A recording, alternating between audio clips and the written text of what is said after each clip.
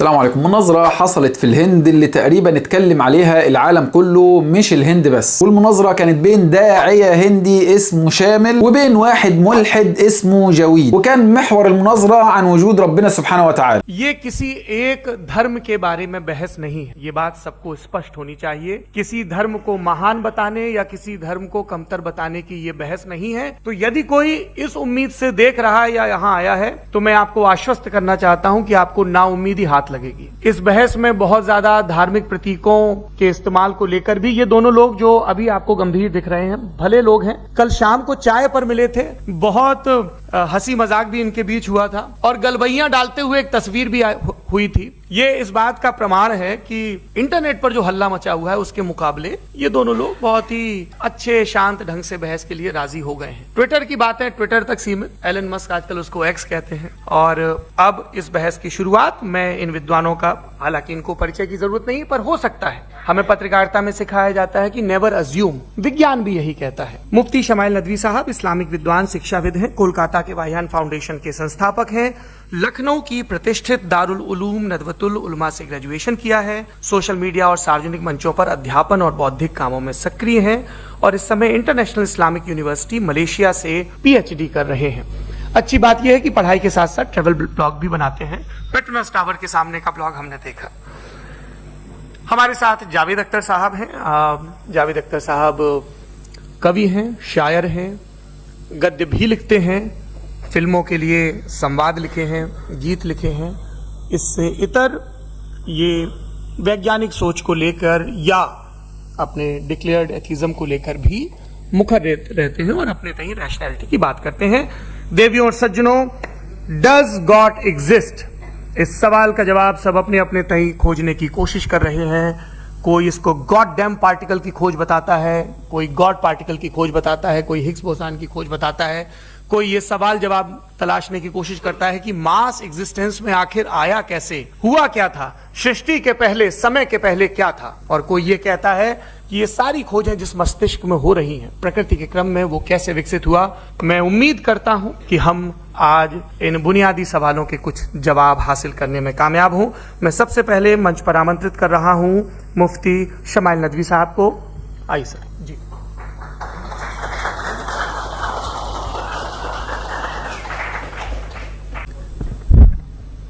एक आपकी गुजारिश, आप बोलना शुरू करें। आप लोग प्लीज अपने फोन फ्लाइट मोड पे या साइलेंट मोड पे रखें। एक बार चेक कर लें, कई बार बेध्यानी हो जाती है।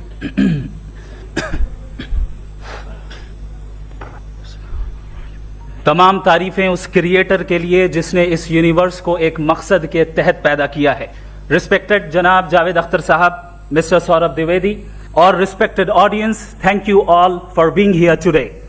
आज की डिबेट में चूंकि हम बात करने वाले हैं डज गॉड एग्जिस्ट के टॉपिक पर, तो ये एक ऐसा टॉपिक है जिसके मुताल्लिक कोई भी डिसीजन लेने के लिए अलग अलग स्टैंडर्ड्स हो सकते हैं। लिहाजा डिबेट के शुरू में ये जरूरी है कि हम ये जान लें कि आज के इस टॉपिक में कौन सा स्टैंडर्ड सही होगा और कौन सा गलत होगा। सबसे पहला स्टैंडर्ड जिसे मैं समझता हूं कि हमारे रिस्पेक्टेड जनाब जावेद अख्तर साहब बड़ी तेजी के साथ उसकी तरफ लपकेंगे, वो है साइंस। जबकि साइंस दर हकीकत खुदा के एग्जिस्टेंस को डायरेक्टली साबित करने या उसके एग्जिस्टेंस को डिनाई करने के लिए स्टैंडर्ड नहीं बन सकती। और उसकी वजह क्या है ये मैं नहीं कह रहा, ये वो लोग कह रहे हैं जो साइंस के एक्सपर्ट्स हैं। नेशनल एकेडमी ऑफ साइंस कहती है science doesn't have the processes to prove और disprove the existence of God. Why?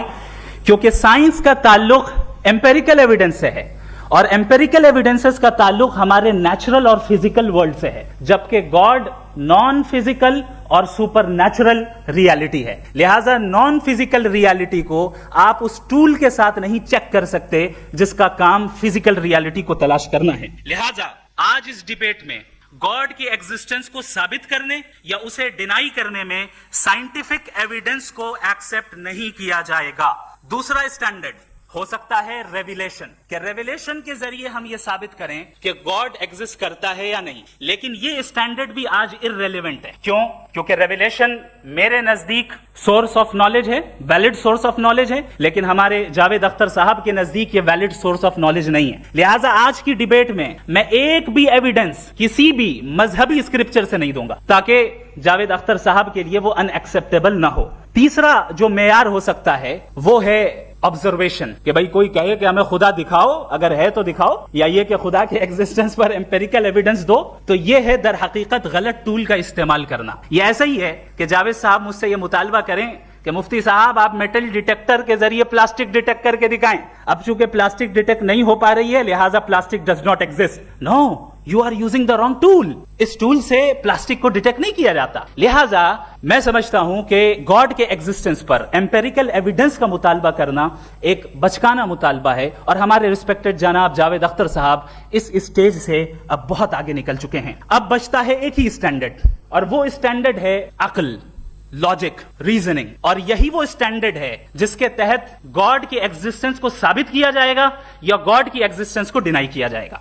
लेकिन चूंकि ये बहुत इंपॉर्टेंट और सेंसिटिव टॉपिक है, इसलिए लॉजिकल आर्ग्यूमेंट भी ऐसा होना चाहिए जो डेफिनेटिव हो, इनडेफिनेटिव ना हो, जो 2 और 2 4 की तरह बिल्कुल वाजे हो, जिसे लॉजिकली रिजेक्ट करना पॉसिबल नहीं हो। फॉर एग्जाम्पल हम कहें हमारे रिस्पेक्टेड मिस्टर सौरभ साहब ये एक इंसान है और तमाम इंसान कॉन्शियस बीइंग है, लिहाजा नतीजा क्या निकला? हमारे सौरभ साहब भी कॉन्शियस बीइंग है। क्या ये इनडेफिनेट आर्ग्यूमेंट है या डेफिनेट आर्ग्यूमेंट है? ये डेफिनेट आर्ग्यूमेंट है। ये 2 और 2 की तरह वाजे है, इसमें किसी तरह जो है लॉजिकली इसको रिजेक्ट नहीं किया जा सकता। तो अगर आज हमारे जावेद अख्तर साहब ऐसी कोई अकली दलील और लॉजिकल एविडेंस दें खुदा के ना होने पर जो डेफिनेट भी हो, तो मैं ये ऐलान करता हूं कि यकीनन मैं उस एविडेंस को कबूल करूंगा और उस पर गौर करूंगा। लेकिन साथ में यह भी ऐलान कर देता हूं प्रेडिक्शन के तौर पर कि ऐसा कोई डेफिनेट आर्ग्यूमेंट कोई नहीं पेश कर सकता। दलील हम देंगे और डेफिनेटिव दलील देंगे, लॉजिकल दलील देंगे, ऐसी दलील देंगे जो एंटायर एथिस्टिक वर्ल्ड उसे रेफ्यूट नहीं कर सकती। चलें अब हम एक एग्जाम्पल सोचते हैं, एक सिनेरियो, सिंपल सिनेरियो, तमाम ऑडियंस से गुजारिश है, हम और आप एक आइसोलेटेड आइलैंड पर हैं, ऐसा आइलैंड जहां पे हमसे पहले कोई कभी नहीं गया। चलते चलते आपके सामने अचानक आपने देखा एक पिंक कलर की बॉल पड़ी हुई। सबसे पहला सवाल आपके जहन में क्या आएगा कि ये बॉल यहां क्यों आई, कैसे आई, ये पिंक कलर की ही क्यों है, कोई और कलर भी हो सकता था, ये इसी शेप में क्यों है, कोई और शेप भी हो सकता था। नेचुरली आप इस तरफ पहुंचेंगे कि कोई ना कोई है जिसने इन स्पेसिफिक प्रॉपर्टीज के साथ इस बॉल को बनाया है और यहां पे रखा है। चूंकि आप जानते हैं कि ये जो बॉल है इसका एग्जिस्ट करना जरूरी नहीं है, ये एग्जिस्ट कर भी सकती थी, नहीं भी कर सकती थी, और एग्जिस्ट करना ही था तो किसी और फॉर्म में करती, किसी और कलर में करती। अब आप इस बॉल को एक्सपैंड करते चले जाएं, एक्सपैंड करते चले जाएं, एक्सपैंड करते चले जाएं, यहां तक कि ये बॉल यूनिवर्स के साइज की हो जाए। बताइए कि क्या साइज के बढ़ जाने से सवाल बदल जाएगा? हरगिज नहीं बदलेगा। अभी भी सवाल रहेगा ये यूनिवर्स कहां से आया, इन स्पेसिफिक प्रॉपर्टीज के साथ कहां से आया, क्यों आया, किसने बनाया, ये सवाल उस वक्त भी वैलिड रहेगा। लेकिन ये सवाल अगर हम जनाब जावेद अख्तर साहब से करें तो चूंकि इनका वर्ल्ड व्यू एथिस्टिक है, और सिर्फ इनका नहीं, मतलब जितने भी एथिस्ट हैं और एथिस्टिक वर्ल्ड व्यू को रखने वाले से अगर आप ये सवाल करें कि ये यूनिवर्स कहां से आया, तो इनका जवाब या तो आर्ग्यूमेंट फ्रॉम इग्नोरेंस होगा या डॉगमेटिक होगा। या तो ये कहेंगे कि मुझे नहीं पता कि ये कहां से आया, लिहाजा गॉड डज नॉट एग्जिस्ट, ये आर्ग्यूमेंट फ्रॉम इग्नोरेंस है। या ये कहेंगे कि ये यूनिवर्स खुद ब खुद बन गया, इसका मतलब ये है कि उस बॉल को भी खुद ब खुद बन जाना चाहिए। लेकिन बॉल के ताल्लुक से ये एक्सप्लेनेशन एक्सेप्ट नहीं की जाएगी कि ये खुद ब खुद बन गई, लेकिन यूनिवर्स के ताल्लुक से कर दिया जाएगा। इसे हम दूसरे अल्फाज में डॉगमा भी कह सकते हैं। दूसरी चीज, हमारे जावेद अख्तर साहब जरूर गॉड ऑफ गैप्स की मिसाल भी जरूर देंगे, और मिसाल देंगे कि पहले जमाने में बिजलियां कड़कती थी तो लोगों ने किसी एक खुदा की तरफ, और बारिश होती थी तो दूसरे खुदा की तरफ मंसूब कर दिया, उनके पास दलील नहीं थी। ये हमारा वर्ल्ड है ही नहीं, ये हमारा वर्ल्ड है ही नहीं, क्योंकि नेचुरल फेनोमेना के प्रोसेस की इंटरप्रिटेशन को जान लेने से ये तरह से साबित हो गया कि गॉड एग्जिस्ट नहीं करता है। इस पर मैं इंशाअल्लाह अभी आगे बात करूंगा। आप हजरात ये भी देखेंगे, और मैं ये एक्सपेक्ट करता हूं कि हमारे रिस्पेक्टेड जनाब जावेद अख्तर साहब जरूर इमोशनल आर्ग्यूमेंट्स भी देंगे, जो कि एक लॉजिकल फेलेसी है जब बात आती है ट्रुथ को डिसाइड करने में। क्यों? मिसाल के तौर पर वो कहेंगे कि अगर गॉड है तो इविल क्यों एग्जिस्ट करता है, जबकि मैं कहता हूं इविल का एग्जिस्ट करना गॉड के एग्जिस्ट करने की दलील उसके खिलाफ नहीं है। क्योंकि अगर गॉड है तो हम सब उसके सामने अकाउंटेबल हैं। और अगर हम अकाउंटेबल हैं तो अकाउंटेबिलिटी के लिए ईविल का मौजूद होना जरूरी है, उसके बगैर हम अकाउंटेबल नहीं हो सकते। और अगर हम अकाउंटेबल नहीं हैं तो हम जनाब जावेद अख्तर साहब से पूछेंगे कि आप बताएं कि फिर सफरिंग इस दुनिया में क्यों है? अगर खुदा नहीं है तो सफरिंग क्यों है? और उन लोगों के जज्बे का क्या जिनके अंदर सफरिंग के बाद इंतकाम लेने का जज्बा पाया जाता है और वो इस दुनिया से ऐसे ही चले गए, क्या उनकी सारी तकलीफें बेकार चली जाएंगी? अब आ जाएं उसी एग्जाम्पल की तरफ कि बॉल, मुझसे अगर कोई पूछे इस बॉल को किसने बनाया और या इस एक्सपेंडेड बॉल को किसने बनाया, मैं कहूंगा कि चूंकि ये यूनिवर्स और इस यूनिवर्स की तमाम चीजें कॉन्टिंजेंट हैं। कॉन्टिंजेंट होने का मतलब ये होता है कि जो अपने एग्जिस्टेंस पे किसी के ऊपर डिपेंड करती हो, तो जाहिर है ये यूनिवर्स कॉन्टिंजेंट है। और अगर कोई चीज कॉन्टिंजेंट नहीं है तो मैं रिक्वेस्ट करूंगा कि मुझे दिखा दें कि कौन सी चीज यूनिवर्स में कॉन्टिंजेंट नहीं है, हम भी जरा गौर कर लें और हम भी देख लें। और जब कॉन्टिंजेंट चीजें मौजूद हैं तो फिलोसोफर्स की इस्तिलाह के मुताबिक, हम उस टर्मिनोलॉजी के मुताबिक हम उस जगह तक पहुंचते हैं और उस हस्ती तक पहुंचते हैं जिसे नेसेसरी बीइंग कहा जाता है, कि ये वो नेसेसरी बीइंग है जिसका मौजूद ना होना नामुमकिन हो। क्योंकि अगर ये मौजूद ना हो तो सारी चीजें एग्जिस्टेंस में आएंगी ही नहीं, और ये सारी कॉन्टिंजेंट चीजें उसी के ऊपर डिपेंड करती हैं। अब अगर आप ये सवाल करते हैं कि फिर उस हस्ती को किसने बनाया, फिर उसका कॉज क्या है, फिर उसका कॉज क्या है, फिर उसका कॉज क्या है, और एंडलेसली चले जाएं, इसे हम कहते हैं इन्फिनिट रिग्रेस ऑफ कॉजेस, जो कि लॉजिकल फैलेसी है। कॉन्सेप्चुअली इन्फिनिटी पॉसिबल है। मिसाल के तौर पे न्यूमेरिकल्स 1 2 3 गिनते चले जाएं, इन्फिनिट नंबर्स हैं। मैं कॉन्सेप्चुअली बात नहीं कर रहा, प्रैक्टिकली रियलिटी में साबित करके दिखाएं कि infinite regress of causes possible है या नहीं। अगर पॉसिबल है तो हम मान लेंगे, मिसाल दे दें, और पॉसिबल नहीं है तो एक ही ऑप्शन बचता है जिसे हम कहते हैं नेसेसरी बीइंग। ऐसी नेसेसरी बीइंग जो इंडिपेंडेंट है, क्योंकि अगर वो डिपेंडेंट हुई तो वो नेसेसरी नहीं रहेगी। ऐसी इंडिपेंडेंट बीइंग जो इटर्नल है, अगर वो इटर्नल नहीं होगी, उसकी बिगिनिंग होगी तो वो खुद कॉन्टिंजेंट है। ऐसी बीइंग जो पावरफुल है, क्योंकि कॉन्टिंजेंट को एक्चुअलाइज करने के लिए पावर चाहिए। ऐसी बीइंग जो इंटेलिजेंट है और नॉलेजेबल है, क्योंकि ये यूनिवर्स स्पेसिफिक फॉर्म और स्पेसिफिक लॉज ऑफ नेचर के तहत प्रिसाइजली चल रहा है। थैंक यू मुफ्ती साहब। मैं इन दलीलों के बाद जावेद अख्तर साहब से गुजारिश करूंगा, आप बैठ के बोलना चाहेंगे? जी।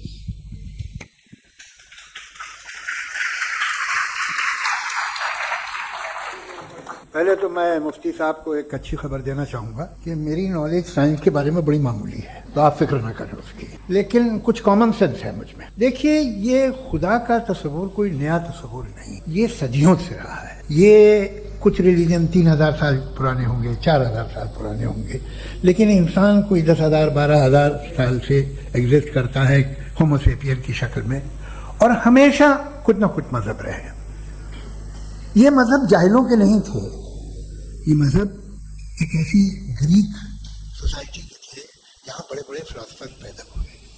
ये मजहब इजिप्शियंस के थे जिन्होंने पिरामिड्स बनाए थे। ये रोमन्स के थे कि जिनका आर्किटेक्चर और सेनेट यानी पहली बुनियाद डेमोक्रेसी की, लिमिटेड थी मगर डेमोक्रेसी थी, ये उन लोगों ने किए थे। तो इनका जो जुपिटर था, रा था, ज़्यूस था, उन्हें उस पर इतना ही एतमाद था जितना आज किसी मजहबी आदमी को अपने खुदा पे होगा। क्रिश्चियनिटी आने से पहले यूरोप में एक मजहब था, जर्मेनिक रिलीजन। उसका एक खुदा था, उसकी एक बीवी थी, उसके 2 बेटे थे, एक बेटी थी। फिर जर्मनी में जब यूरोप में क्रिश्चियनिटी आई तो वो खुदा, उसकी बीवी और पूरे खानदान चला गया। तो हमने, अगर हम हिस्ट्री देखें तो खुदा जो है वो ज़्यादातर फ़नी है, वो हमेशा रहे नहीं। और वो जो लोग इन्हें मानते थे उनको आप कहें वो तो जाहिल थे, उन्हें तो कुछ पता ही नहीं था, ऐसा नहीं है। वो अपने वक्त में बड़े काबिल लोग थे और अपने वक्त में उन्होंने बड़े बड़े काम किए हैं, फिलोसफर्स थे, साइंटिस्ट थे, लेकिन उनका मजहब कहाँ गया, उनके खुदा कहाँ गए?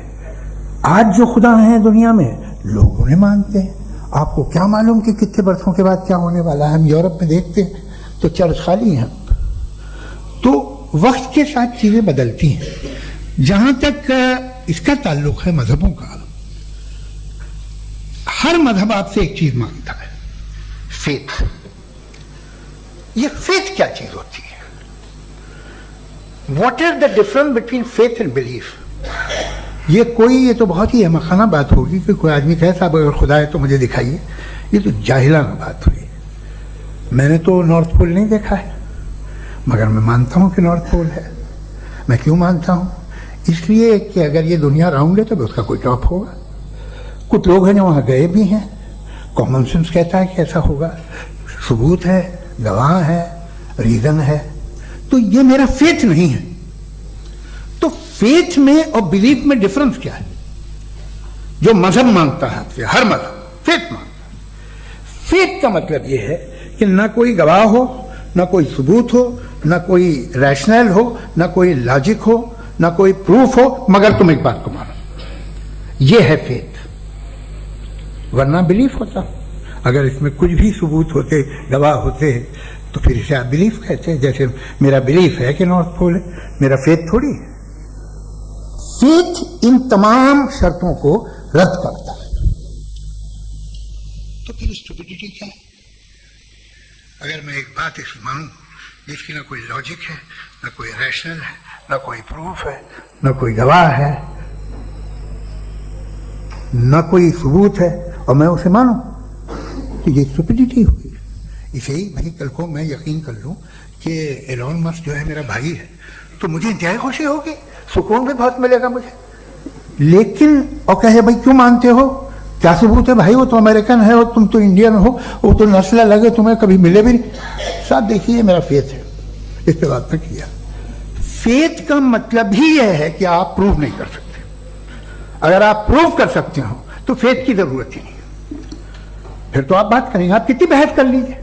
अल्टीमेटली दुनिया का हर मजहब फेथ पे टिका है, और फेथ का मतलब है एक ऐसा यकीन जिसका कोई सबूत, कोई गवाह, कोई रैशनल नहीं। अब आप ये कहें, क्या आप ये क्यों कह रहे हैं कि साहब ये कायनात किसने बनाई? कमाल ये है कि आपने बताया कि एक आइलैंड पे गए और एक बॉल देखी। आपने ये नहीं कहा कि आइलैंड किसने बनाया, आपको सिर्फ बॉल पे हैरत हुई। हमने आइलैंड पे हमने हैरत नहीं की, होते हैं आइलैंड। इसी तरह ये आइलैंड है, सितारे, ये गैलेक्सीज, ये सब आइलैंड हैं, खला में। हम उन्हें टेकन फॉर ग्रांटेड लेते हैं, हम पूछते नहीं किसने बनाए। आपने जजीरे के बारे में नहीं पूछा है। मेरी पैदाइश कैसे हुई? क्या मैं प्लान पैदा हुआ था? I was plan to be born, या एक लकी स्पर्म था जो किसी एग से चिपक गया? मेरी पैदाइश रैंडम। और इंसाफ जिसे आप कहते हैं, इंसाफ का तो नेचर से कोई वास्ता ही नहीं है। जो आप कहते हैं कि एक दिन इंसाफ मिलेगा, इंसाफ is a human concept. Nature में कोई इंसाफ नहीं। अगर शेर हिरन को खा जाता है तो उसे कोई सजा नहीं मिलती। अगर एक आंधी आती है और हरे भरे पेड़ों को उखाड़ के फेंक देती है तो आंधियों की जेल नहीं होती है। नेचर में इंसाफ नहीं, इसलिए मुझे नेचर को इंसाफ की जरूरत भी नहीं। नेचर तमाम एक है। अब हम कहें कि साहब ये देखिए जो मैंने खाना खाया था, ये मेरी आंख तो नहीं यूं कर दिया उसे, तो इसे सजा मिलनी नहीं। वो सिस्टम है, ऐसे ही चल रहा है। नेचर बगैर इंसाफ के है। इंसाफ इज अ ह्यूमन कॉन्सेप्ट। तो जो आपसे कहता है कि मैं तुम्हें इंसाफ दूंगा, वो इंसानी जहन की पैदावार है। ये नेचुरल है ही नहीं, ये आसमानी है ही नहीं।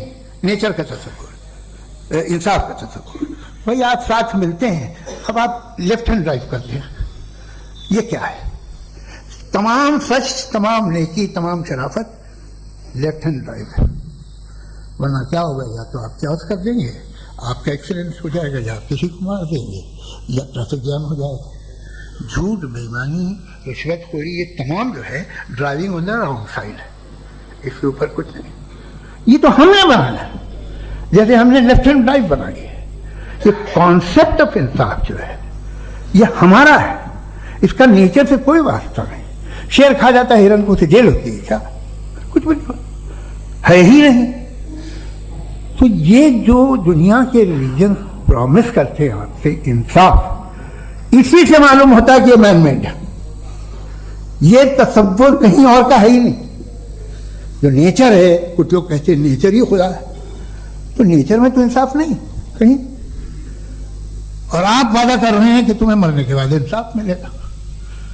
मुझे अगर मिलेगा तो मैं बहुत खुश हूंगा, लेकिन मैं यकीन नहीं कर पाता हूं, इसलिए कि मैं फेथ नहीं पैदा कर सकता। The very fact that religions demand faith, इसका मतलब है कि उनके पास जस्टिफिकेशन नहीं है। अच्छा साहब, फिर रिलीजन अगर मॉडरेशन में है, कोई सा भी नहीं, वो आप में कुछ खूबियां भी पैदा करता होगा, देखिए उससे ये फायदा है वो फायदा है। अल्कोहल जो है वो ज़्यादातर दवाओं में यूज़ होती है, और एक सर्वे किया गया था अमेरिका में कि लॉन्जिटिविटी किन लोगों की है, तो एक तरफ वो लोग थे जो शराब पीते ही नहीं थे, और एक तरफ वो थे जो एक बोतल शराब रोज पीते थे। सबसे ज़्यादा लंबी उम्र उनकी है जो 2 पैक नाप के शराब पीते और खाना खाते हैं। मगर हम शराब को बुरा समझते हैं, मैं भी बुरा समझता हूँ। क्यों? ऐसा होता नहीं, कुछ चीजों में आदत होती है जो वर्ष से। आज तक में एक आदमी दूध पीता है, अब 10 साल आदमी मिलेगी तो एक ही ग्लास पीता है, अब नहीं होता हमारे बिल्कुल मैंने नहीं देखे अल्कोहलिक। ये टेंडेंसी है मजहब की कि वो बढ़ता है, जैसे कैंसर बढ़ता है, जैसे शराब बढ़ती है। कुछ लोग होंगे जो उसे सही तरह से यूज करते हैं, मुझे यकीन है कि हमारे मुफ्ती साहब भी उनमें से एक, इनसे बहुत खुशी हुई मुझे इनसे मिलकर। लेकिन कितने लोग हैं कि आज आप देखते हैं दुनिया में जो तबाहियां हैं, इनमें कितना हाथ है उन लोगों का जो बिलीवर कहते था मजहब ये नहीं कहता, ना कहता होगा, मगर जब ये मजहब पीते हैं तो ऐसे बिहेव करते हैं। थोड़ा सा अगर हो तो शायद बहुत अच्छी बात, लेकिन शराब थोड़ी सी नहीं रहती, उसमें टेंडेंसी है पहले। थोड़ा सा अगर 2-3 कैंसर के सेल हो ना बॉडी में तो आदमी सिम रहेगा, लेकिन वो 2-3 सेल नहीं रहते, वो मल्टीप्लाई होते हैं। जावेद साहब, टाइम पूरा हो गया। टाइम हो गया, लो बस बात खत्म हो गई। अच्छा, मुझे कुछ और कहने को था भी नहीं। जी, मैं पहले जवाबी दौर के लिए इनवाइट कर रहा हूं मुफ्ती साहब को। Your rebuttal round 1, you have 7 minutes.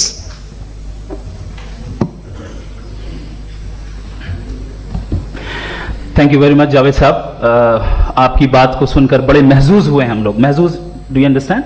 We enjoyed.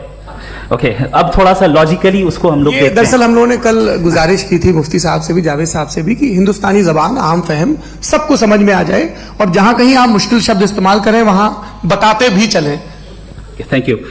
तो सबसे पहले हमारे रिस्पेक्टेड जावेद साहब ने हवाला दिया कि खुदा फानी है।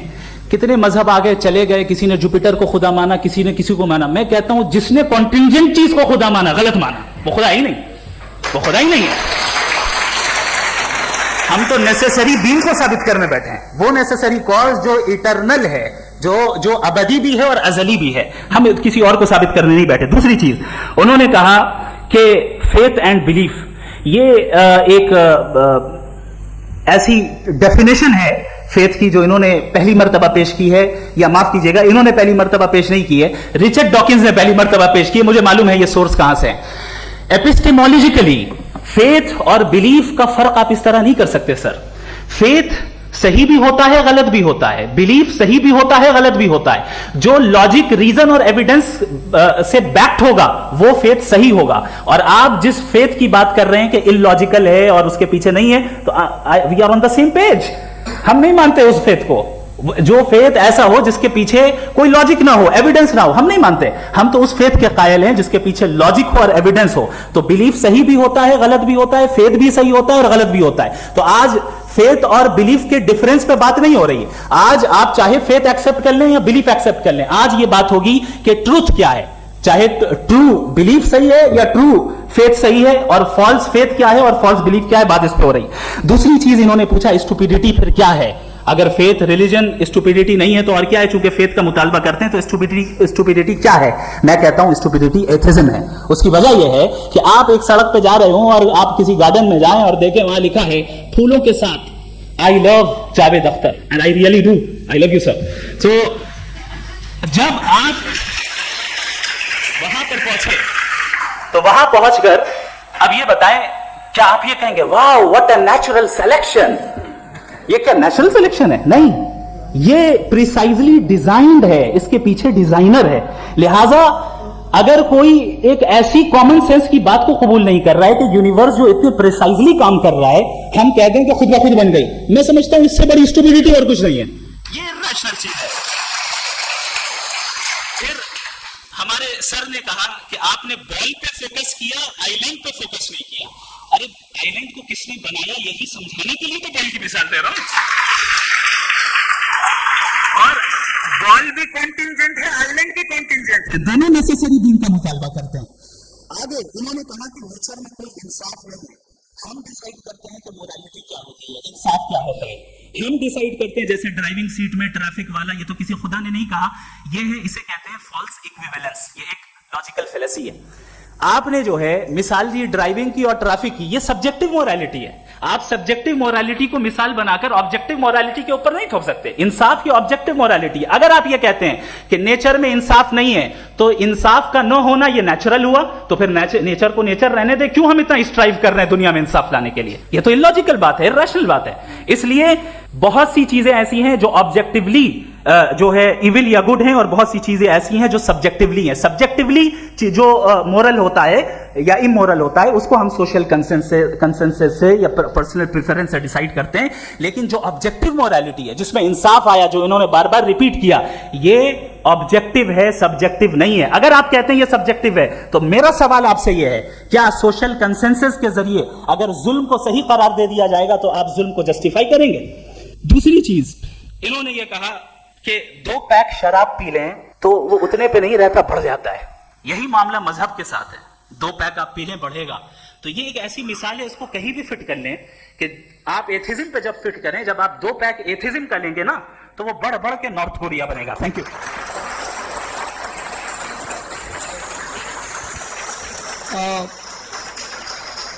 फर्स्ट राउंड की रिबटल के लिए मैं जावेद साहब को इनवाइट कर रहा हूं। आपके पास 7 मिनट का वक्त है, रीसेट कर दीजिएगा प्लीज। मुझे इस बात की खुशी है कि मुफ्ती साहब ने भी मान लिया कि नेचर में कोई इंसाफ नहीं है। तो कोई भी चीज़ जो इंसान ने नहीं बनाई है उसमें इंसाफ नहीं होता है। एक बात मैं आपसे अर्ज करूं, जरा पता लगा लीजिएगा, ये जो आप बाग में जाते हैं बेहद खूबसूरत फूल देखते हैं ना, इनमें से कोई नेचुरल नहीं है। ये सारे फूल क्रॉस करके बनाए गए हैं। जो जंगल में फूल होते हैं निहायत मामूली होते हैं, ये फूल इंसानों ने बनाए हैं। जो आप बाग में देख के वाह वाह कहते हैं, ये इंसानों के बनाए हुए हैं। डिफरेंट फूलों को क्रॉस करके, डेवलप करके, फिर क्रॉस करके इस तरह से बनाए गए। नेचुरल फ्लावर नहीं। किसी जंगल वीरान में जाके आप गुलाब के फूल नहीं देखेंगे। ये सब बनाए हुए इंसान ने, बहुत से काम इंसान ने किए। बाकी है कि आपने मेरी एक बात का जवाब नहीं, जिससे मुझे शिकायत है कि फेथ क्या है और आप फेथ मांगते क्यों हैं मुझसे? आप तो लॉजिकल हैं, आपके पास तो सारे रैशनल हैं, आपके पास सारे सबूत हैं, तो आपको फेथ की डिमांड क्यों करते हैं कि भाई तुम सरेंडर कर दो और सवाल मत करो? कोई मजहब सारे सवाल करने की इजाजत नहीं देता और मना करता है कि ज्यादा सवाल ना करो, बह जाओगे तुम। आप क्यों रोकते हैं? हकीकत यह है कि इंसानी तारीख क्या है। इंसानी तारीख ये है कि दुनिया में 2 तरह के लोग हुए। एक वो जिन्होंने अपनी लाइल्मी की परस्तिश की है, दूसरे वो जिन्होंने अपनी इग्नोरेंस या लाइल्मी से झगड़ा किया है और मालूम किया है कि क्या है। ये जो आप कह रहे हैं, आज आप हैरान हैं कि भाई ये यूनिवर्स कैसे बनी। लोग हैरान थे कि सूरज डूबता है तो इधर से कैसे निकलता, और आप एक कदम जाके हमेशा का मानने को तैयार है, एक कदम पीछे ही मान जाइए। भाई आप इसके बाद जाते हो, कहते सवाल ना करना कि ये कहां से आया, ये पावर तो हमेशा से हमेशा रहेगी। तो आप यूनिवर्स के बारे में मानने में क्या तकलीफ है? एक कदम पहले रुक जाइए, ये हमेशा से थी या नहीं थी, हमें मालूम नहीं है। और ये कहना कि हमें मालूम नहीं है, कमाल ये है कि दुनिया के सारे मजहब सब जानते हैं ये दुनिया कैसे बनी थी, कैसे मिटेगी, मरने के बाद क्या होगा, इनको सब इल्म है। इनको किसी को डायनासोर होते थे पहले ये नहीं पता था, किसी को नहीं। किसी भी दुनिया की मजहबी किताब में डायनासोर का जिक्र नहीं है, लेकिन बाकी सब बातें, how to make universe in 4 easy lessons and बाकी सब पता है। जिसको सब पता है वो गड़बड़ है। हमें ये इंकिसार, ये ह्यूमिलिटी होनी चाहिए कि हम ये कहें कि हमें ये बहुत सारी बातें नहीं मालूम, लेकिन हम उनकी परस्तिश न करना, अपनी लाइल्मी को की परस्तिश न करें, हम उसे पता लगाने की कोशिश करें। जिस दुनिया में आप बैठे हैं सर, ये हॉल जो है, ये इलेक्ट्रिसिटी जो है, ये माइक जो है, जिस हवाई जहाज से आप आए थे, वो जिस कार से आप यहाँ आए हैं, ये सब उन लोगों की बनाई हुई है जिन्होंने सवाल किए थे।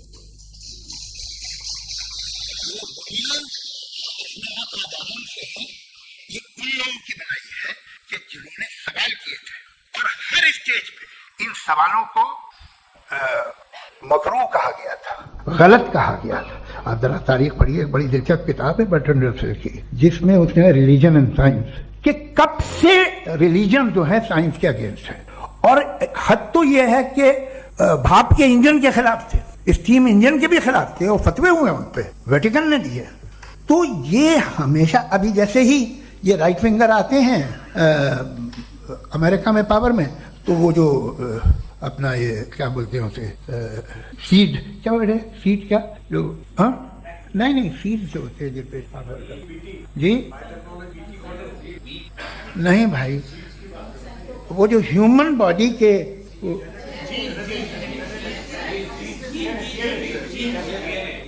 उस पर रिसर्च बंद हो जाती है, रिपब्लिकन नहीं करने देते। अरे भाई इतना डर क्या है तुम्हें? एक जमाने में बहुत नाराज थे ये सारे मजहबी लोग कि ये इंसान तो इंसान बनाने की कोशिश कर रहा है, आपको क्या तकलीफ भाई, बना ले तो बना लेने दो, ये खौफ क्या है? और ये सब आज जो आप कह रहे हैं नामुमकिन है, ये कैसे हुआ? मुझे एक किस्सा याद आता है। जब मैं छठी क्लास में था तो मैं मैथमेटिक्स में बहुत वीक था, तो एक टीचर रख दिया गया, उसने 1 2 3 4 5 6 7 तो सिखा दिया मुझे। वो दिन मैं भूल नहीं सकता हूँ मुफ्ती साहब, जिस दिन उसने ये बताया कि 1/2 क्या होता है और 3/4 क्या होता है, मुझे ऐसा लगा कि मेरा सर बीच से फट जाएगा। ये आदमी कह रहा है कि जो दीवार के अंदर जाओ वॉक करते हुए। आज हंसता हूं मैं इस बात पे।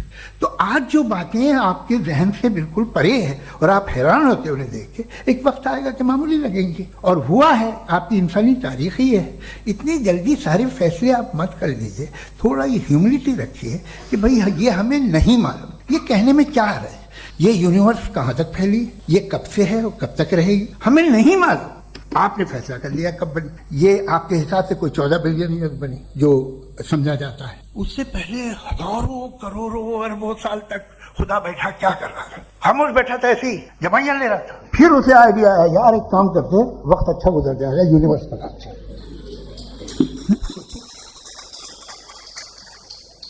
वो तो हमेशा से है ना, मगर यूनिवर्स हमेशा से नहीं है, ये तो बनाई गई है। और उससे पहले क्या था, इनका क्या काम था? ये बड़ा आसान है। जो बात हमें आज धीरे धीरे पता चली है, बरसों 2000 और 2500 साल पहले आपको किसी ने बता दिया कि क्या था, आप मान गए, और तब से वही मान रहे हैं जो 2500 साल पहले कहा गया। सब कुछ बदल गया है, सॉल्व हो रही है चीजें। अभी साइंस बिल्कुल दावा नहीं करती, या कोई फिलोसफर ये दावा नहीं करता कि हमें सब मालूम, बल्कि वो कहता है कि हमें जितना मालूम होता है उससे ये मालूम होता है कि हमें कितना कम मालूम। तो हम अपनी जहालत से लड़े, उसकी परस्तिश न करें। जी, time. Thank you so much. मैं तर्कों की श्रृंखला में राउंड 2 के लिए मुफ्ती साहब को आमंत्रित कर रहा हूं। आपके पास एक बार फिर से 7 मिनट का वक्त है। शुक्रिया। जनाब जावेद अख्तर साहब कई मर्तबा दोहरा रहे हैं कि फेथ का मतलब बताइए, फेथ का मतलब बताइए। मैंने बता दिया, फेथ सही भी होता है, गलत भी होता है। और आज हम फेथ पे बात नहीं कर रहे, हम ट्रुथ और डज गॉड एग्जिस्ट पे बात कर रहे हैं। क्या डज गॉड एग्जिस्ट, ये ट्रुथ यानी गॉड है या नहीं है, इसमें से दोनों ट्रुथ क्या है। अब आप उसे फेथ कह लें, बिलीफ कह लें, नॉट माई बिजनेस। उसके बाद आपने कहा कि भाई सवाल करने से मजहब रोकता है। मैं कहता हूं जो रोकता है वो रोकता होगा, मैं नहीं रोकता, बल्कि सवाल करें, सवाल करना चाहिए। सवाल कर करके तो हम आगे बढ़ते हैं, तरक्की करते हैं, और इसीलिए मैं आज यहां पे आया हूं। लेकिन सवाल सिर्फ खुदा से नहीं होगा, आपसे भी होगा। सवाल एथिज्म से भी होगा, सवाल सिर्फ मजहब से नहीं होगा, सबसे होगा। और आज मैं सवाल करूंगा और उम्मीद है कि आप जवाब देंगे। अभी तक आपने वैसे कॉन्टिंजेंसी आर्गुमेंट का कोई जवाब नहीं दिया। चलें, आपने कहा यूनिवर्स के बारे में इटर्नल क्यों नहीं बोल देते। ये चूंकि लॉजिकली पॉसिबल ही नहीं है कि यूनिवर्स इटर्नल हो। यूनिवर्स एक कॉन्टिंजेंट चीज है जो टाइम एंड स्पेस के पाबंद है, टाइम एंड स्पेस से बाउंड है। जो टाइम एंड स्पेस से बाउंड होगा वो कॉन्टिंजेंट होगा, जो कॉन्टिंजेंट होगा वो उसकी बिगिनिंग हुई होगी, जिसकी बिगिनिंग हुई होगी वो इटर्नल नहीं हो सकता। ये तो कॉमन सी बात है। आपने कहा कि किसी मजहबी किताब में डायनासोर का जिक्र नहीं है। अफसोस कि आज तक किसी मैथमेटिक्स की किताब में मुझे डायनासोर का जिक्र नहीं मिला। तो इसका मतलब मैथमेटिक्स की किताब बेकार है? नहीं, उसका वो टॉपिक नहीं है। रेवलेशन का और मजहबी किताबों का टॉपिक ये नहीं है कि आपको आके बताए साइकिल कैसे बनाते हैं, या आकर ये बताएं कि जो है डायनासोर कब था। वो तो मोरालिटी सिखाने आया है, गॉड के बारे में बताने आया, नॉन फिजिकल रियलिटी की हकीकत को सिखाने के लिए आया। रिलीजियन साइंस को रोकता है? नहीं रोकता। अगर रोकता है तो गलत करता है। रिलीजियन साइंटिज्म को रोकता है, जिसमें हमारे जावेद साहब मुब्तला है। साइंस और साइंटिज्म में फर्क है। साइंटिज्म यह है कि आप समझें कि साइंस और साइंटिफिक मेथोडोलॉजी ये नॉलेज को हासिल करने का वाहिद सोर्स ऑफ नॉलेज है, यह है साइंटिज्म। हम इसे रिजेक्ट करते हैं। हम साइंस को तो तरक्की करते हैं, भाई आप हमारी पूरी तारीख कर लें, पढ़ लें तो आपको पता चल जाएगा। बहरहाल ये अलग टॉपिक है। उसके बाद इन्होंने एक लफ्ज कहा, वेटिकन ने फतवा दिया। वेटिकन का फतवे से कोई ताल्लुक नहीं है, दोनों कॉन्ट्राडिक्टरी अल्फाज हैं। उसके बाद उन्होंने कहा कि भाई हमें नहीं मालूम। अगर नहीं मालूम तो क्लियरली कह देना कि नहीं मालूम है, इसमें क्या हरज है। तो वही तो मैं कह रहा हूं ना कि आप कह दें कि नहीं मालूम, लेकिन क्लेम क्यों कर रहे हैं कि गॉड एग्जिस्ट नहीं कर रहा है। आप कह दे नहीं मालूम है, हो सकता है हो सकता ना हो, लेकिन आप क्लेम कर रहे हैं। The moment you say God does not exist, this is a claim and now the burden of proof is upon you too, जैसे हमारे ऊपर है। और क्यों है मैं बताता हूं, क्यों है ये भी मैं बताता हूं। फिलोसॉफिकली जो क्लेम होता है ना, सिर्फ ये नहीं होता कि इंसान कहे पॉजिटिव क्लेम करे और नेगेटिव क्लेम करे तो बर्डन ऑफ प्रूफ नहीं है। आप मिसाल के तौर पे मैं कहूं कि फुला उस कमरे में कोई नहीं है, मैंने एक नॉलेज का क्लेम किया है। उस कमरे में कोई नहीं है, मैंने एक नॉलेज का क्लेम किया। या तो मैं कहूं मुझे नहीं पता, हो भी सकता है नहीं भी हो सकता है, this is not a claim. लेकिन जब मैं कह रहा हूं कि वहां कोई नहीं है या मैं कह रहा हूं वहां कोई है, दोनों क्लेम है और दोनों के ऊपर बर्डन ऑफ प्रूफ है। हमारे ऊपर भी बर्डन ऑफ प्रूफ है। मैंने कंटिजेंसी आर्ग्यूमेंट दिया, इसे तोड़कर दिखाई। आखिरी चीज, इन्होंने कहा कि खुदा दुनिया बनाने से पहले 150 साल पहले या करोड़ों साल पहले क्या कर रहा था। अरे हजरत, चलें बहरहाल मैं जवाब दे देता हूं। आप हमारे रिस्पेक्टेड पर्सनालिटी हैं, अगर आप नहीं होते तो मैं इसे एंटरटेन ही नहीं करता।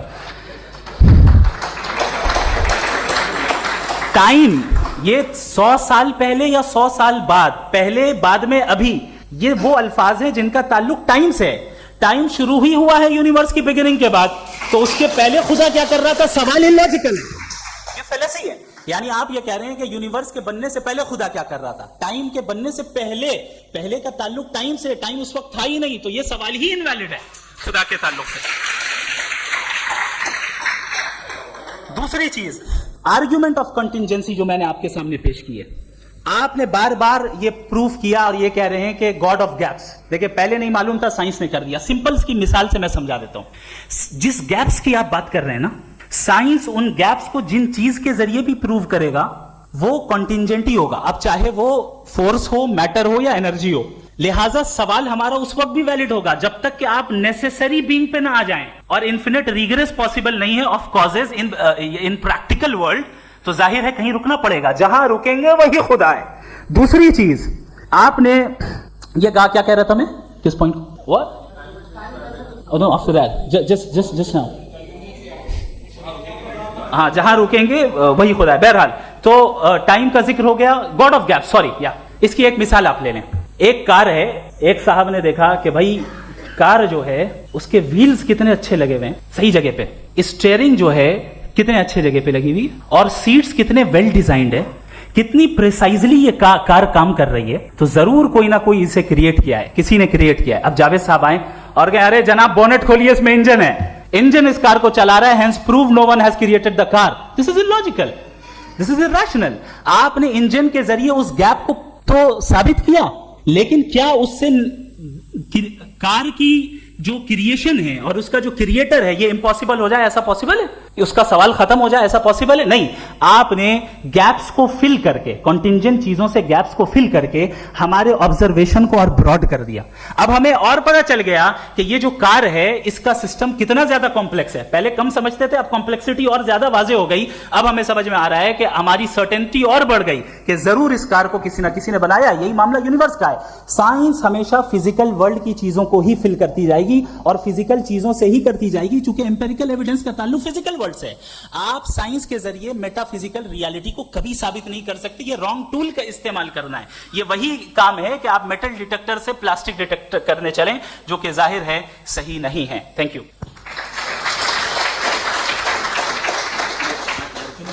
जी, ये आर्ग्यूमेंट का राउंड 2 है। हाँ। 7 मिनट है। पहले तो मैं आपसे अर्ज करूं कि आपने कहा कि जब कायनात ही नहीं थी तो वक्त भी नहीं था, कुछ भी नहीं था। कैसे नहीं था? खुदा था, एक एग्जिस्टेंस तो था ना खुदा का। तो जब खुदा था तो वक्त भी होगा। ऐसा नहीं है कि कुछ भी नहीं था, खुदा था। अच्छा, बाकी एक आपने कहा साहब आप साबित कीजिए, आपके पास भी लॉजिक है, मेरे पास भी लॉजिक है। सर मेरा जिम्मेदारी नहीं है साबित करना कि खुदा है। बर्टन रसल ने बड़ी अच्छी बात कही, बर्टन रसल ने बड़ी अच्छी बात कही है। मैं आपसे अगर ये दावा करूं कि एक चाय की केतली मरीख के चारों तरफ घूम रही है, मार्स के चारों तरफ, तो ये आपका काम नहीं है कि आप साबित करें कि कोई चाय की केतली नहीं है। ये मेरा काम है, मैंने दावा किया है। ये दावा तो मजहबी लोग करते हैं कि खुदा है, मैं क्यों साबित करूं कि नहीं है? जब तक आप मुझे कन्विंस नहीं कर देंगे मैं नहीं मानूंगा। आपकी जिम्मेदारी है, मेरी जिम्मेदारी नहीं है। दोयम ये कि ये जो आप कह रहे हैं जो गैप्स हैं, ये गैप जब जब किसी मजहब को चैलेंज करते हैं, जब ऐसा कोई बात आती है तो हंगामा हो जाता है कि जब वो चैलेंज करें किसी फेथ को। ये तमाम साइंस जो है इसे मुख्तलिफ जगहों पे मुख्तलिफ वक्तों में मजहब ने रोकने की कोशिश की है। ये किताब है religion and science Burton Russell की, पढ़िएगा, अच्छी लगेगी आपको। तारीख ही है साइंस, मजहब की साइंस से उसका यही रिश्ता है। अच्छा, अब ये हम सोचें कि बहरहाल ये वजूद जो है मजहब और ये बिलीफ इन गॉड इंसान को बेहतर बना देता है, तो काम कीजिए हिंदुस्तान वर्ल्ड का नक्शा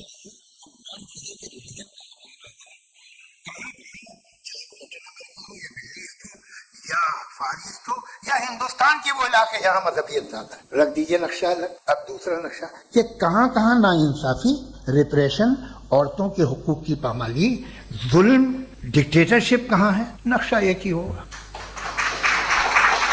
तो आप मुझे बताएं कि जो इसका तरकीब इस्तेमाल क्या है, खुदा का तरकीब इस्तेमाल तो बताइए। आप छोटी सी दवा सड़क पे बेचते हैं उसकी भी तरकीब इस्तेमाल बता दें।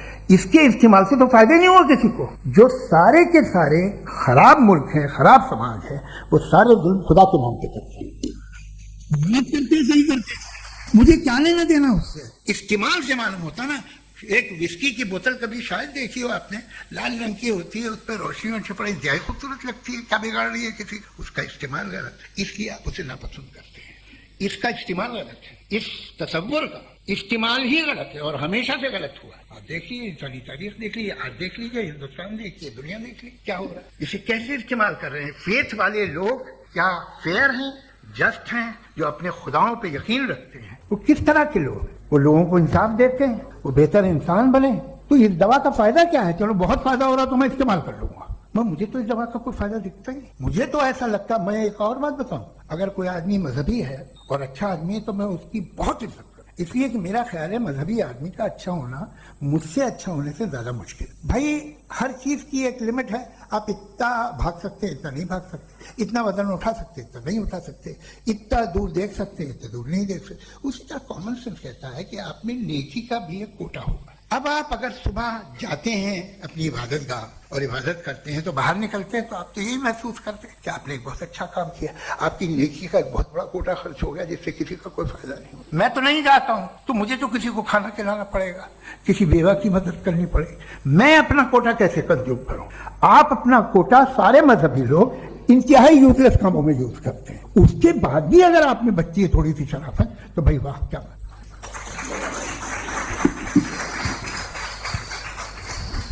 एक तो मुझे ये बात बहुत अच्छी लग रही है कि दोनों ही विद्वान समय को मानते हैं और बहुत समय से अपनी दलीलें और बाज दफा समय से पहले अपनी तकरीरें पूरी करके अपनी अपनी कुर्सी पर बैठ रहे हैं।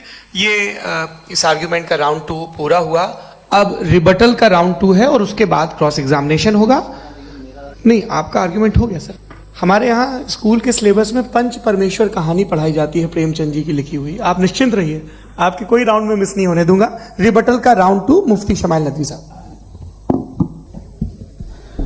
असल में जो हकीकी प्रॉब्लम है, असल प्रॉब्लम है वो ये है कि जावेद साहब के पास कॉन्सेप्ट ऑफ गॉड क्लियर नहीं है। इन्होंने कहा कि कायनात से पहले खुदा तो था, तब भी तो टाइम होगा। ये टाइम कायनात का हिस्सा है।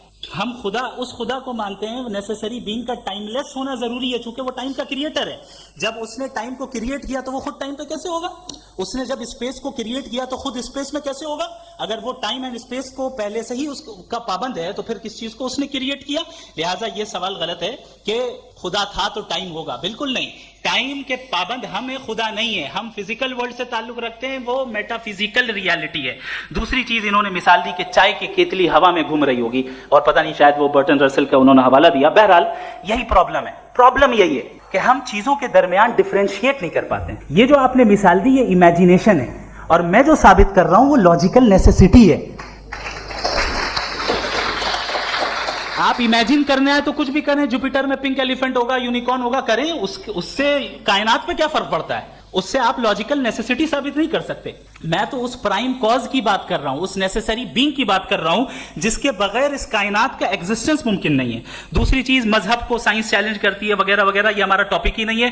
मैं इस पे बात करूंगा तो फिर मेरा वक्त चला जाएगा। मजहब के ऊपर चूंकि हमारी डिस्कशन नहीं है, साइंस को मजहब और बिलखुसूस मैं और हमारा वर्ल्ड व्यू कम से कम साइंस को पीछे नहीं करता है, साइंटिज्म की मजम्मत करता है। इसकी वजाहत मैंने पहले कर दी।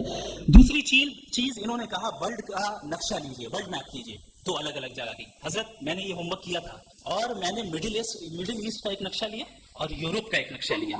ये मजहबी इलाका और ये लिबरल और एथीस्ट इलाका। मुझे पता चला कि सबसे ज्यादा रेप केसेस जो है वहां पर है।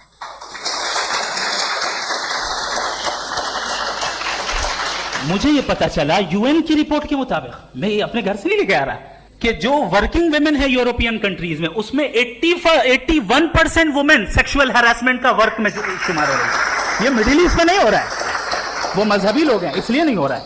दूसरी चीज, आपने ये कहा कि मजहबी आदमी का अच्छा होना हमारे अच्छे होने से बहुत मुश्किल है, बहुत मुश्किल है। तो इसका मतलब यह है कि गॉड के अलावा आपके पास अच्छे और बुरे का कोई स्टैंडर्ड है। मैं चाहूंगा कि कन्वर्सेशनल स्टाइल वाली डिस्कशन और सेगमेंट पे इसी पे बात कर लेते हैं। Thank you very much.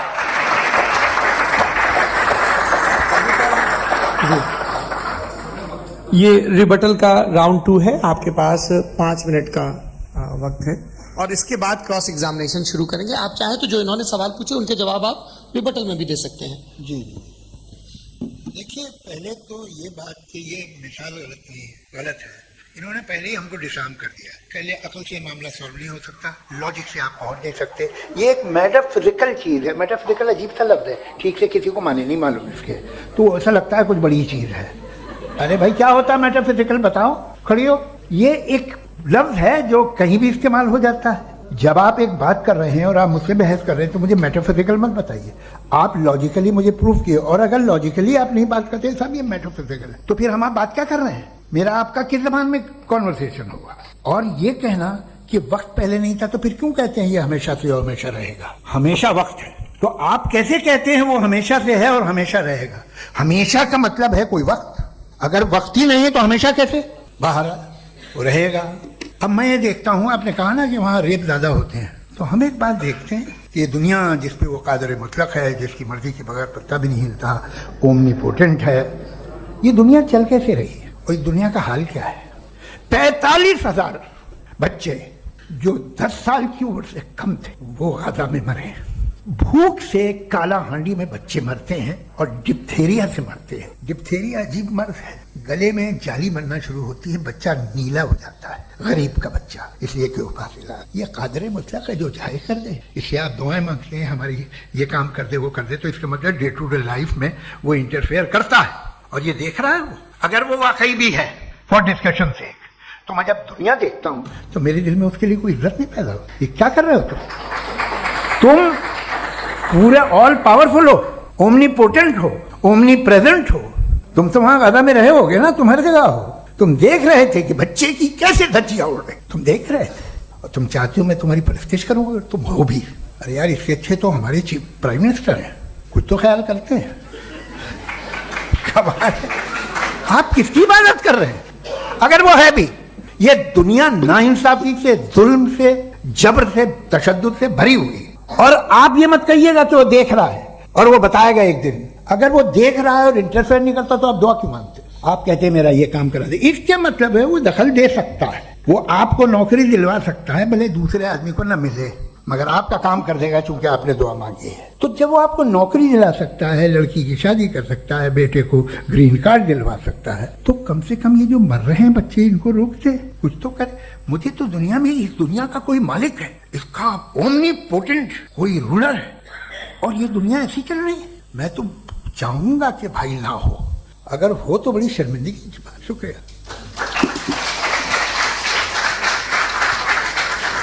देवियों और सज्जनों, इस बहस के 2 राउंड और 2 रिबटल पूरे हो चुके हैं। अब सबसे जरूरी और सबसे मुश्किल राउंड शुरू हो रहा है, क्रॉस एग्जामिनेशन का। अब इन विद्वानों की सज्जनता की एक परख भी होगी और वक्त हमने 16 मिनट का तय किया है। पहला सवाल आप पूछना चाहेंगे? जी बिल्कुल। आप माइक ले लीजिएगा हाथ में, ये नीचे से जी। मैं बोलता हूँ, ये डायस हटा सकते हैं क्या हम थोड़ा क्विकली? डायस पीछे कर दीजिए बस थोड़ा सा, है, ताकि ये जो दाएं बाएं लोग बैठे हैं इसे हटा दीजिए। अब हम वहाँ तो जाने वाले नहीं। आराम से आराम से दोनों तरफ से हटा दीजिए।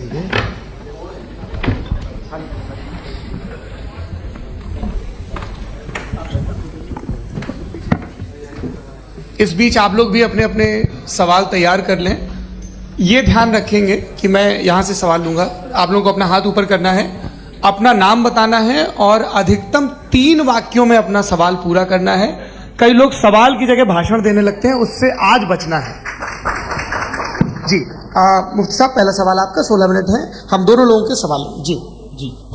बहुत शुक्रिया। आपकी जो अभी बात हुई बहुत अहम थी, मैं इसको चाहूँगा कि आगे डिस्कस करूँ, लेकिन चूँकि अभी ये वो सेगमेंट है क्रॉस एग्जामिनेशन, तो सबसे पहला सवाल आपसे ये है कि जो मैं इतनी देर से कॉन्टिंजेंसी आर्ग्यूमेंट आपको बता रहा था, ये अकल से ही बता रहा था हजरत, आप ये बताएं कि आप इन्फिनिट रिग्रेस ऑफ कॉजेस को पॉसिबल मानते हैं या नेसेसरी बीइंग के एग्जिस्टेंस को सही समझते हैं? चूंकि 2 ही ऑप्शन हो सकता है, आप ये बताएं। देखिए, आपको मैं ईमानदारी से बात करूं, एक तो मैं कॉन्टिजेंसी वर्ड ठीक से समझ, और इस वक्त भी जो आपने अंग्रेजी के अल्फाज इस्तेमाल किए वो ज़रा थोड़े से मुझे डिफ़िकल्ट और कॉम्प्लिकेटेड लगे, तो आप ज़रा सिंपल ज़बान में सवाल कर सकते हैं? बिल्कुल कर सकता हूँ जी। यूनिवर्स की हर चीज कॉन्टिंजेंट होने का मतलब यह है कि वो अपने एग्जिस्टेंस में किसी के ऊपर डिपेंडेंट है। जो भी चीज डिपेंडेंट होगी वो चीज इंडिपेंडेंट नहीं हो सकती, तो उसका कोई ना कोई कॉज होगा। तो अब आप क्या समझते हैं कि ये इन्फिनिट रिग्रेस है, यानी कॉज पर कॉज, कॉज पर कॉज, कॉज पर कॉज, और कभी कोई यानी ये एंडलेसली चलता रहा? क्योंकि अगर ऐसा होगा तो हम तो एग्जिस्टेंस में आते ही नहीं। लॉजिकली ये मुत्तफक अलैह चीज है, मुत्तफक अलैह अग्रीड अपॉन। इस पे हमने एग्री किया था कि मुश्किल शब्द आएगा तो अर्थ बताना पड़ेगा। तो इन्फिनिट रिग्रेस तो पॉसिबल नहीं है, तो कहीं ना कहीं आपको रुकना पड़ेगा ऐसे नेसेसरी बीइंग पर। नहीं, कोई जरूरत नहीं रुकने की। किसने कहा आप रुकना पड़ेगा? आप रुकते हैं खुदा पे, आप नहीं रुकते। आप कहते हैं वो हमेशा से, जब उस वक्त से जब वक्त नहीं था। आप कहाँ रुकते हैं कि अब हुआ था वो? आप नहीं कहते। हम क्यों नहीं मान सकते कि यूनिवर्स जो है और बल्कि मल्टीवर्सेस जो है वो हमेशा से हैं, वो बनती है, बिगड़ती है।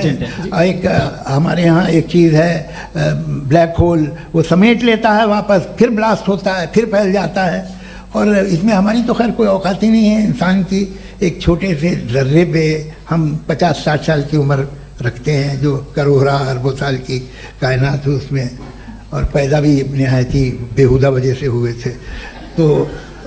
तो इसमें ये सोचना कि इसकी वजूहात और ये क्यों है, ये डिपेंडेंट है, ये हम देख रहे हैं, क्या मालूम। आप सोचिए कि ये जो फैल रही है कायनात, ये कहाँ फैल रही है, ये कहाँ जा रही है, और ये फैल क्यों रही है? अरे बना ली थी तुमने, रुको भैया, काफ़ी है। ये फैल क्यों रही है? ये और कौन सी कायनात जिसे मैं दूरबीन से देखता हूँ तो 2 बिलियन लाइट ईयर पे है, उससे मेरा कोई वास्ता ही नहीं है। 2 बिलियन ईयर यानी अगर मैं 80,000 माइल्स पर सेकेंड से चलूं तो 20 करोड़ साल में वहां पहुंच जाऊंगा। इसकी जरूरत क्या थी? ये दुनिया, ये कायनात तो इंसान अशरफुल मखलूकात के लिए बनाई गई ना। तो ये सब ये टर्म समझ में नहीं आया, इसमें कोई खास समझने वाली बात थी भी नहीं। ये जो अल्टीमेट कहा यह जाता है कि ये जो पूरी यूनिवर्स है, ये जो दुनिया है, ये इंसान के लिए बनाई गई। अच्छा, ये सब इंसान के लिए। क्यों साहब, सही है ना?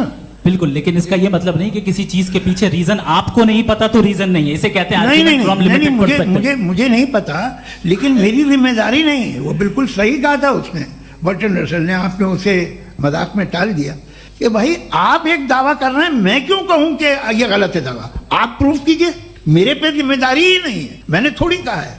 आप प्रूफ कीजिए कि ये सही है। आप आर्ग्यूमेंट ऑफ कंटिजेंसी का जवाब ही नहीं दे रहे हैं। पूछना चाहेंगे? आप सवाल पूछना चाहेंगे मुफ्ती साहब से? क्योंकि ये क्रॉस एग्जामिनेशन का दौर है। आप जैसे पहले बोल रहे थे फेथ को लेकर कुछ, मैं ये पूछना चाहूँगा कि खुदा ने जो भी रेवल्यूशन किए हैं, एक मज़हब के नहीं बहुत से मज़हबों में किए हैं, अलग अलग रेवल्यूशन है। कहीं कुछ एक बातें हैं, कॉन्ट्रडिक्शन भी है आपस में, कहीं कुछ आप कर सकते हैं, कहीं कुछ नहीं कर सकते। ऐसा नहीं है कि सबकी कोड ऑफ मॉरल एक है। तो ये किस्सा क्या है? अब आप ये देखिए कि मुझे कभी कभी लगता है कि ये जो फुटबॉल फाइनल होता है, लाखों लोग होते, फिर वो टीवी कवर करती करोड़ों लोग। अगर उसमें खुदा की एक भूमि आवाज आ जाती, मैं गॉड हूं, तो सारे लोग अभी सुन लेते और टीवी पे भी सुन लेते, किस्सा खत्म होता। ये इतनी राजदारी क्या है कि तुम सामने कुछ तो सबूत दे दो हमें सॉलिड।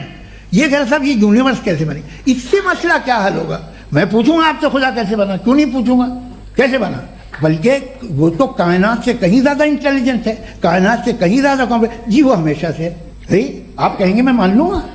अच्छा दोयम वो कादिर मुतलक, यानी कादिर मुतलक का मतलब ओमनीपोटेंट, वो जो चाहे कर सकता है। आपको नौकरी दिलवा सकता है, आपकी अच्छी जगह शादी करवा सकता है, आपके पड़ोसी का मुकदमा हरवा सकता है, आपको जिता सकता है, सब काम करता है। थोड़ा सा माइक क्लोज जी। वो इस दुनिया को चला कैसे रहा है, ये दुनिया कैसी चल रही है, आपको इस पर हैरत नहीं होती?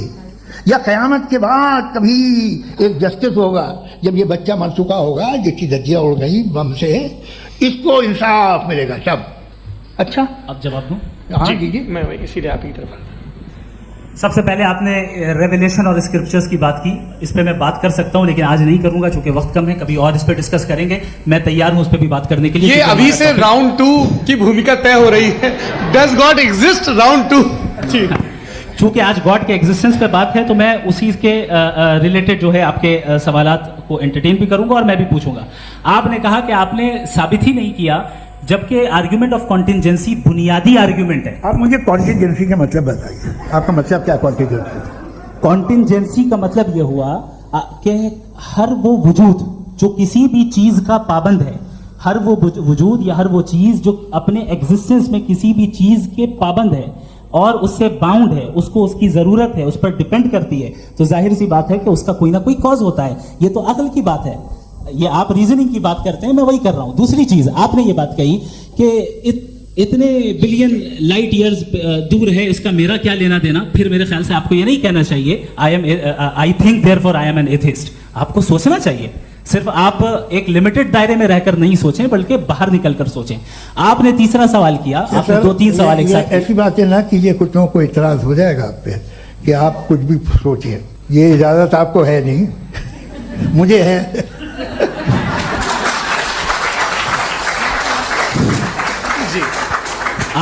आपने प्रॉब्लम ऑफ इविल के ताल्लुक से सवाल किया और बार बार आप एक लफ्ज रिपीट कर रहे हैं कि ओमनीपोटेंट गॉड है, ऑल पावरफुल गॉड है।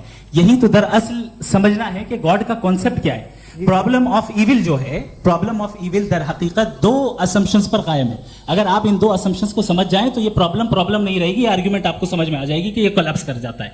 पॉइंट नंबर 1, यानी जो आपका सबसे पहला फॉल्स असम्पशन है कि गॉड मर्सीफुल है, ओमनीपोटेंट है, दुनिया में जुल्म हो रहा है। लेकिन आपको यह समझना चाहिए कि हमारे वर्ल्ड व्यू के मुताबिक गॉड सिर्फ ओमनीपोटेंट और सिर्फ मर्सीफुल नहीं है, बल्कि वो ऑल वाइज भी है और वो ऑल नोइंग भी है। उसके हर काम के पीछे हिकमत और विजडम है। ये कोई जरूरी नहीं है कि वो हिकमत और विजडम आपको समझ में आए या मुझे समझ में आए। अगर आप जो समझ रहे हैं उसके मुताबिक आप फैसला कर रहे हैं, ये लिमिटेड पर्सपेक्टिव से आर्ग्यूमेंट है। और इस चीज को हम अपनी दुनिया में, अपने लाइफ में, डेली लाइफ में इस प्रिंसिपल को एक्सेप्ट करते हैं। हम जब किसी डॉक्टर के पास जाते हैं, डॉक्टर के पास जाकर वो अगर उसने हमें कोई दवाई दी है तो हम ये तो नहीं कहते कि जब तक आपके पास जितना नॉलेज और जितना विजडम नहीं है, आपने क्यों ये दवाई दी है, तब तक हम इस चीज को एक्सेप्ट नहीं करेंगे। नहीं कहते, हम उसकी अथॉरिटी को तस्लीम करते हैं। क्यों? क्योंकि उसकी हम जानते हैं कि वो नॉलेजेबल है, वो विजडम वाला है, हमसे ज्यादा नॉलेज और हमसे ज्यादा विजडम है। बताएं सर। नहीं, डॉक्टर में और खुदा में बड़ा डिफरेंस है। डॉक्टर पढ़ा लिखा होता है, एक तो मैं उसकी बात सुनूंगा। दोयम ये नहीं कुछ जवाब तो ये भी नहीं है सर। प्लीज अगर सब ऑडियंस से बोलने लगेंगे तो फिर मतलब नहीं सिविलाइज्ड बहस का। मतलब आप ये कहें कि चूंकि आप डॉक्टर पे बिलीव करते हैं इसलिए खुदा पे बिलीव कीजिए, क्या ये मिसाल आपको समझाने के आर्गुमेंट है, इस पे आपको एतराज नहीं है। तो सिंपल बात ये है कि मैं अगर ये यकीन कर लूं कि एक ओमनीपोटेंट उसकी मसलहत है, ये जो बच्चे मर रहे हैं ये मसलहत है उसकी, मुझे नहीं चाहिए इसकी मसलहत। उसकी मसलहत नहीं, यही तो समझना है, मतलब एक्सपीरियंस। अच्छा, इस आपने अभी मेरी बात पूरी सुनी नहीं। मैंने कहा आपका पूरा आर्ग्यूमेंट 2 फॉल्स असम्पशंस पर है। एक फॉल्स असम्पशन मैंने बता दिया, दूसरा फॉल्स असम्पशन ये है कि इस दुनिया में इविल के होने का कोई गुड रीजन नहीं है, जबकि हमारे पास बाज रीजंस मौजूद हैं, हमारे पास बाज वजूहात मौजूद हैं। अगर इस दुनिया में इविल ना हो तो आप गुड को डिफाइन कैसे करेंगे? अगर जुल्म ना हो आप इंसाफ को समझेंगे कैसे? अगर तारीकी ना हो तो आप लाइट को समझेंगे कैसे? बहुत अच्छे। अभी और सुन लें, अभी और बाकी है। ये तो बात बहुत पसंद आई साहब मुझे कि जब तक रेप ना हो तब तक औरतों की इज्जत का ख्याल आपने मेरा जवाब पूरा सुना ही नहीं। जब तक के बच्चों का कत्ल ना किया जाए तब तक आपको बच्चों की मासूमियत की इज्जत है। आपने पूरा जवाब सुना ही नहीं। क्या बात है, क्या आपने नुक्ता निकाला हुआ? आपने पूरा जवाब सुना ही नहीं। आप सुन लें, मेरी बात सुन लें। ये मैंने आपको एक चीज बताई। दूसरी चीज, इस दुनिया में हम आए हैं टेस्ट के लिए, हमारा टेस्ट हो रहा है और हर इंसान का अलग अलग अंदाज में टेस्ट होता है। और इस दुनिया में अगर इविल मौजूद है तो वो इविल जरिया है हमारे अंदर ह्यूमन नोबल क्वालिटीज को डेवलप करने का और अलग अलग फील्ड में प्रोग्रेस करने का। और अगर हमारे अंदर और इस दुनिया में इविल नहीं होता तो बताइए टेस्ट का मतलब क्या होता? अगर मैं अपने स्टूडेंट को एमसीक्यूज दूं और उसमें सिर्फ राइट आंसर लिख कर दे दूं और कहूं तुम्हारा टेस्ट हो गया, ये मीनिंगलेस है। इस दुनिया में अगर हम टेस्ट के लिए आए हैं तो जाहिर है गुड एंड इविल दोनों मौजूद है। तो अगर गुड एंड इविल दोनों मौजूद है तो ये इविल भी खुदा का बनाया हुआ है? जी हाँ, खुदा का बनाया हुआ है। लेकिन अच्छा, चलो अच्छी बात। जी बिल्कुल, तो बिल्कुल खुदा मतलब ने बनाया। अभी तो ये है कि जो मेजॉरिटी है दुनिया में वो इविल है, तो ये खुदा एक्चुअली इविल के साइड पे लग रहा है मुझे। बिल्कुल भी नहीं, मैं बताता हूं। मेजॉरिटी में तो वो है। क्या बात कर रहे हैं भाई आप? मैं बहुत- कोई भी जो मुंसिफ होगा, चाहे आपका अपना घर हो जिसके आप सबसे बड़े हैं, चाहे आपकी ऑर्गेनाइजेशन हो जो आप चलाते हैं, वहां पर आप इविल रखेंगे साबित करने को कि बाकी लोग शरीफ हैं। मेरी बात सुन क्या ये आर्ग्यूमेंट ही गलत है? अगर- कि जब तक के कोई इविल नहीं होगा तब तक के शरीफ आदमी शरीफ नहीं लगेगा। अगर एग्जामिनर गलत ऑप्शन दे रहा है तो एग्जामिनर इविल नहीं हो गया। जो गलत ऑप्शन को सेलेक्ट कर रहा है वो फेल होगा। क्रिएटर ने इविल को बनाया है लेकिन वो इविल नहीं है। अच्छा, सुनिए मेरी बात, एक- लेट मी कंप्लीट सर। जी जी। क्रिएटर ने इविल को बनाया है टेस्ट के लिए, वो इविल नहीं है। इविल वो होगा जो उसे इख्तियार करेगा। छुरी को बनाने वाला गलत नहीं होता है, छुरी का गलत इस्तेमाल करने वाला गलत होता है। रेप को कैसे गलत इस्तेमाल करते हैं? रेप इंसान के फ्री विल का नतीजा है।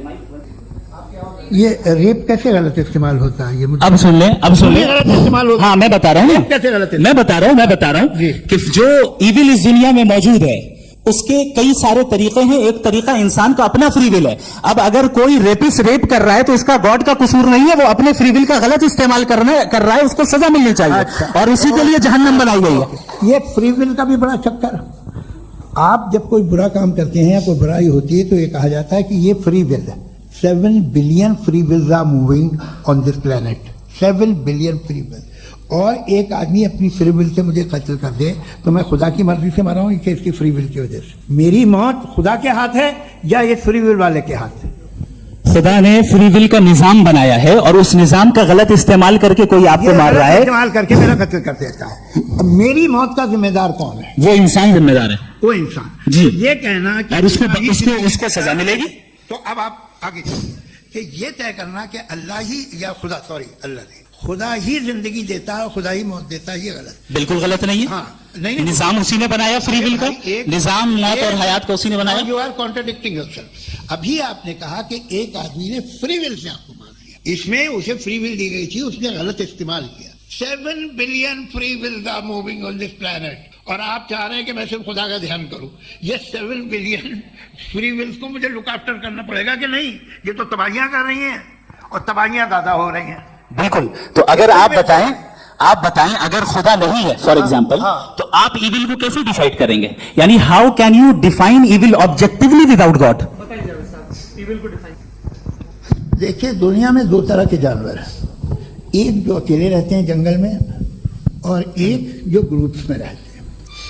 ग्रुप में जो भी रहेगा, चाहे वो आपका फाउंडेशन हो, चाहे कोई क्लब हो, चाहे कोई पॉलिटिकल पार्टी हो, चाहे कोई यूनिट हो, उसमें आपको इंटरेक्ट करने के रूल बनाने पड़ेंगे। यानी लोग तय करेंगे।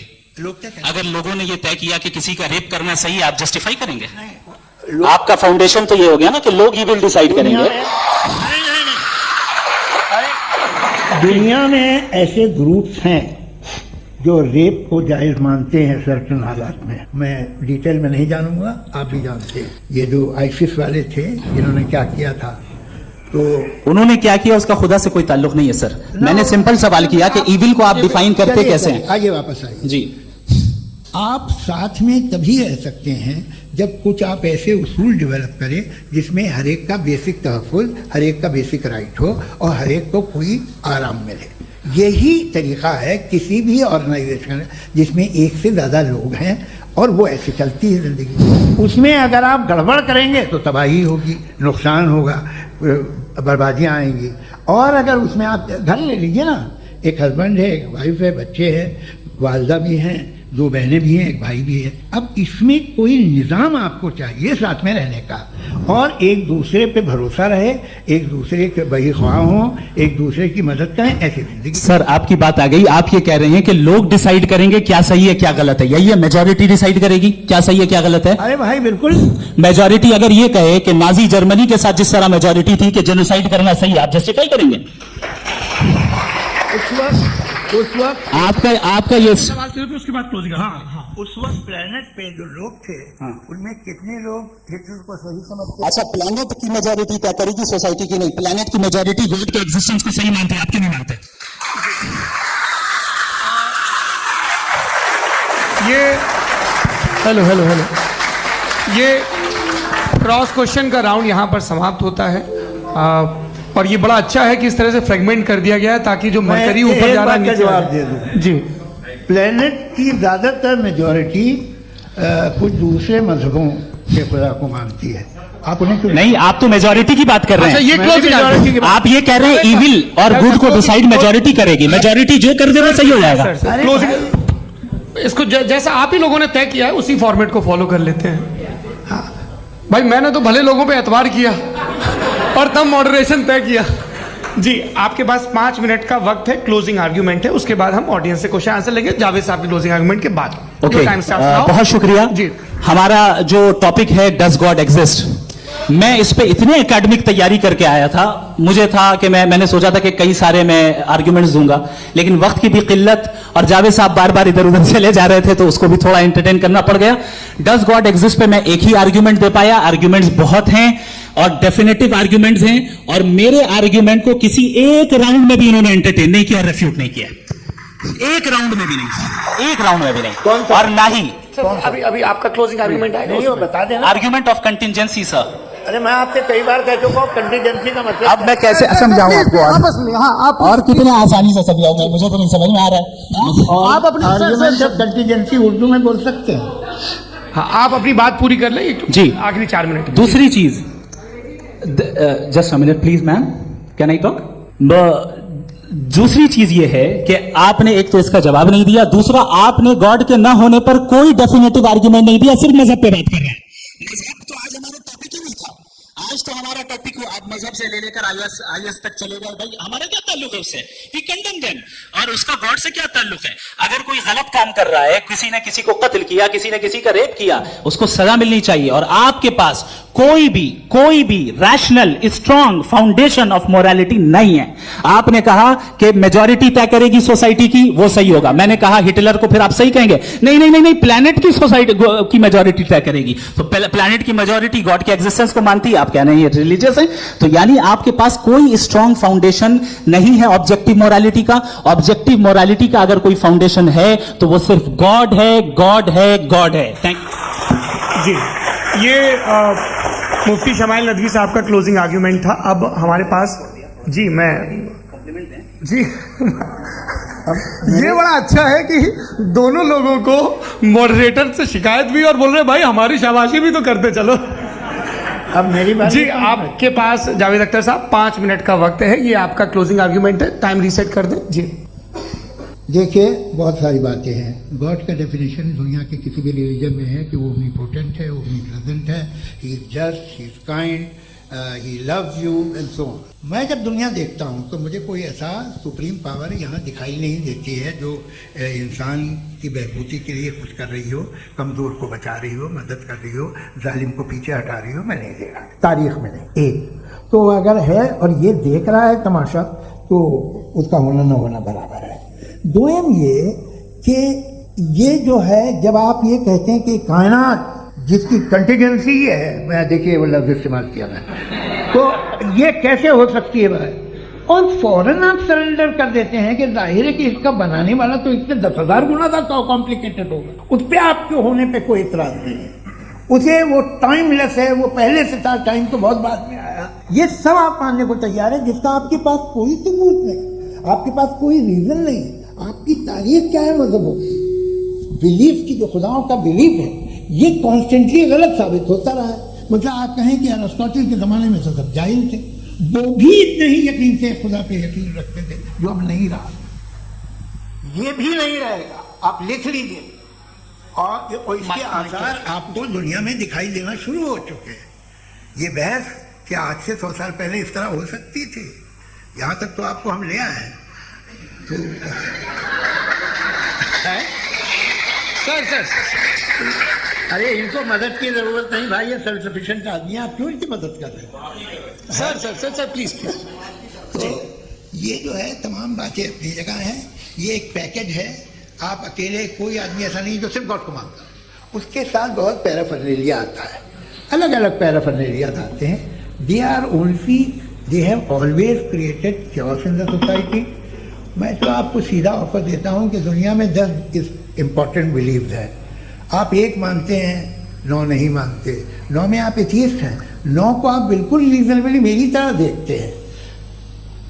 तो 90 मजहबी आदमी भी 90% एथियस्ट है, वो दूसरे खुदा नहीं मानता, एक खुदा मानता है अपना वाला, बाकियों को कहता है गलत है। अगर आप मानना ही बंद कर दे तो आपका 10% चांस है कि आप सही हैं और 90% चांस है कि आप गलत हैं। मेरा मशवरा है, आप मानना छोड़ दिए तो 50% चांस होगा कि आप सही हैं और 50% चांस होगा, 40% आप गेन करेंगे बाय बिकमिंग एन एथियस्ट।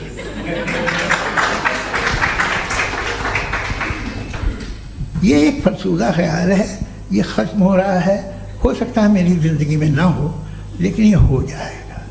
जो बातें ये इनको आप मेटाफिजिकल, ये वो ऐसे रिस्पेक्टेबल टर्म दे दिए, ये तो उन लोग के हैं जिन्हें ना फिजिक्स मालूम थी ना मेटा मालूम था, ये उन्होंने आपको दिए हैं। जी बहुत शुक्रिया आप दोनों लोगों का। और अब इस बातचीत का आखिरी राउंड शुरू होगा, डज गॉड एग्जिस्ट की ये बहस मुफ्ती शमाइल नदवी और जावेद अख्तर साहब के बीच। आप लोग अपने अपने हाथ ऊपर करेंगे, मैं यहाँ से तय करूँगा। और माइक हमारे पास है क्या? एक ही माइक है ऑडियंस के लिए? 2 माइक है, एक इस तरफ एक इस तरफ, ठीक है। तो जी सबसे पहले हमारी सहयोगी है मारिया शकील जी, पूछे सवाल। थोड़ा सा रुकेंगे ताकि कैमरे का फ्रेम आप पर आ जाए, आपकी तो प्रैक्टिस है टीवी की। जी नदवी साहब, मैं खुदा को मानती हूँ, पहले मैं इसी प्रमाइस से शुरू कर रही हूँ और ये बता रही हूँ आपको, मैं मानती हूँ, लेकिन कुछ सवाल हैं जो जावेद साहब ने उठाया, उसका जवाब आपको देना चाहिए। पहला सवाल ये कि गजा में सालों से छोटे बच्चे मर रहे हैं, वो उनको, अगर खुदा मर्सीफुल है, हम मानते हैं कि अल्लाह ताला में बहुत ताकत है, तो वो बच्चे क्यों मर रहे हैं? दूसरी बात ये कि अगर कंटिजेंसी की जो आप बात करते हैं, पूरे मुस्लिम ममालिक मिल करके भी उन गजा के बच्चों को क्यों नहीं बचा पा रहे हैं? क्योंकि अगर वो चाहते, क्योंकि अल्लाह ताला उन पर हुकूमत करते हैं, सब पर हुकूमत करते हैं, तो वो उनको क्यों नहीं बचा? जी थैंक यू वेरी मच। बहुत अच्छा किया आपने इस चीज को जिक्र कर दिया, मैं इसको और अच्छे से एक्सप्लेन करने की कोशिश करता हूं। देखें, जहां तक आपने कहा कि गजा के बच्चों को मारा जा रहा है, देखें 2 वर्ल्ड व्यू है, एक एथिस्टिक वर्ल्ड व्यू, एक थीस्टिक वर्ल्ड व्यू है। बच्चे मर रहे हैं दोनों वर्ल्ड व्यू में, लेकिन हमारा वर्ल्ड व्यू कह रहा है कि रिकॉम्पेंस है, ये कह रहे हैं कि उनका मरना बेकार जाने वाला है, कोई उसका रिकॉम्पेंस नहीं है, चूंकि इनके यहां आखिरत और अल्लाह का कोई तसव्वुर या गॉड का कोई तसव्वुर नहीं है। आपने ये सवाल किया कि गॉड मर्सीफुल है, क्यों नहीं रोकता? ये मैंने बताया कि ये मिसकंसेप्शन है लोगों के दरमियान कि गॉड को सिर्फ मर्सीफुल और ओमनीपोटेंट समझते हैं। गॉड के सिर्फ यही 2 एट्रीब्यूट्स नहीं है, गॉड के कई सारे एट्रीब्यूट्स हैं, उनमें से अल हकीम भी है, उनमें से ऑल वाइज भी है, ऑल नोइंग भी है। लिहाजा अगर इस दुनिया में किसी को तकलीफ आ रही है और गॉड उसको नहीं रोक रहा है, वो इसलिए नहीं रोक रहा है क्योंकि इंसानों को फ्री विल दिया गया है। ठीक इसी तरीके से अगर एक डॉक्टर किसी छोटे बच्चे को इंजेक्शन लगा रहा है, उसे तकलीफ पहुंच रही है, उसके लिमिटेड पर्सपेक्टिव के एतबार से ये गलत हो रहा है और डॉक्टर बुरा है, लेकिन जब आप ब्रॉडर पिक्चर को देखेंगे, आपके और हमारे पास सिर्फ एक पिक्सल है, हमें इतना नजर आ रहा है कि गजा में कत्ल हो रहा है, लेकिन इसके पीछे कितना रिकॉम्पेंस उनको मिलने वाला है, पूरा पिक्चर गॉड के पास है। तो एक पिक्सल से आप पूरे पिक्चर को कभी भी जज नहीं कर सकती। आप इसमें कुछ जोड़ना चाहेंगे? आपको कुछ बोलना है इसमें? भैया आपने बहुत अच्छा जस्टिफिकेशन दिया। या आप वो जो वहाँ के प्राइम मिनिस्टर इजराइल के उन्हें भेजिए, वो बहुत खुश होंगे। आप जस्टिफिकेशन दे देना कि अगर गॉड नहीं है तो बच्चे क्यों मर रहे हैं, आप बताएं। वो ये सवाल पूछ रहे हैं कि अगर आप ईश्वर का अस्तित्व नहीं मानते हैं तो उन बच्चों की मौत को आप कैसे इंटरप्रेट करते हैं? भाई ये दुनिया जो है, जो ताकतवर लोग होते हैं वो एक नाइंसाफी करते हैं। तो ये अच्छा काम है आपके नजदीक, तो नेचर नाइंसाफी पे मबनी है। अरे मेरे भाई, आप नेचर की कहाँ बात कर रहे हैं, तो इंसान की बात कर रहे हैं। तो फिर जब मैं इंसान की बात कर रहा था आप नेचर की बात करने लगे। क्रॉस एग्जामिनेशन नहीं। हाँ, अब आप मुझे बोलने नहीं देंगे तो अलग बात है, आप बोलिए, मैं मुझे कोई चीज नहीं। जी नहीं, ये क्रॉस एग्जामिनेशन। हम तो लेने दीजिए। जी बोलिए। ठीक है। बात ये है कि ह्यूमन सोसाइटी तभी साथ में रह सकती है जब वो मोहब्बत से, एकता से, एक दूसरे के एहतराम करके रहे। इसके अलावा पॉसिबल नहीं है, अकेले तो इंसान रह नहीं सकता। वहाँ पर कुछ लोग हैं जो फाउल करते हैं, वो फाउल हमेशा से तारीख में होता आया है।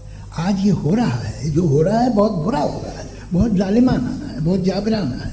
उसको आप कहें कि ये बच्चों को कॉम्पनसेशन मिल जाएगा या इसकी इंजेक्शन है, इंजेक्शन तो हेल्थ के लिए दिया जाता है। आप ये कह रहे हैं कि ये बच्चों की जो धज्जियां उड़ रही हैं ये इंजेक्शन है, ये टेस्ट है, ये टेस्ट है, और उस टेस्ट में उनको ऐसा रिकॉम्पेंस मिलेगा जो आपके तस्वुर के बाहर है। या आप 3 बरस के बच्चे को बारूद से उड़ा के टेस्ट ले रहे हैं?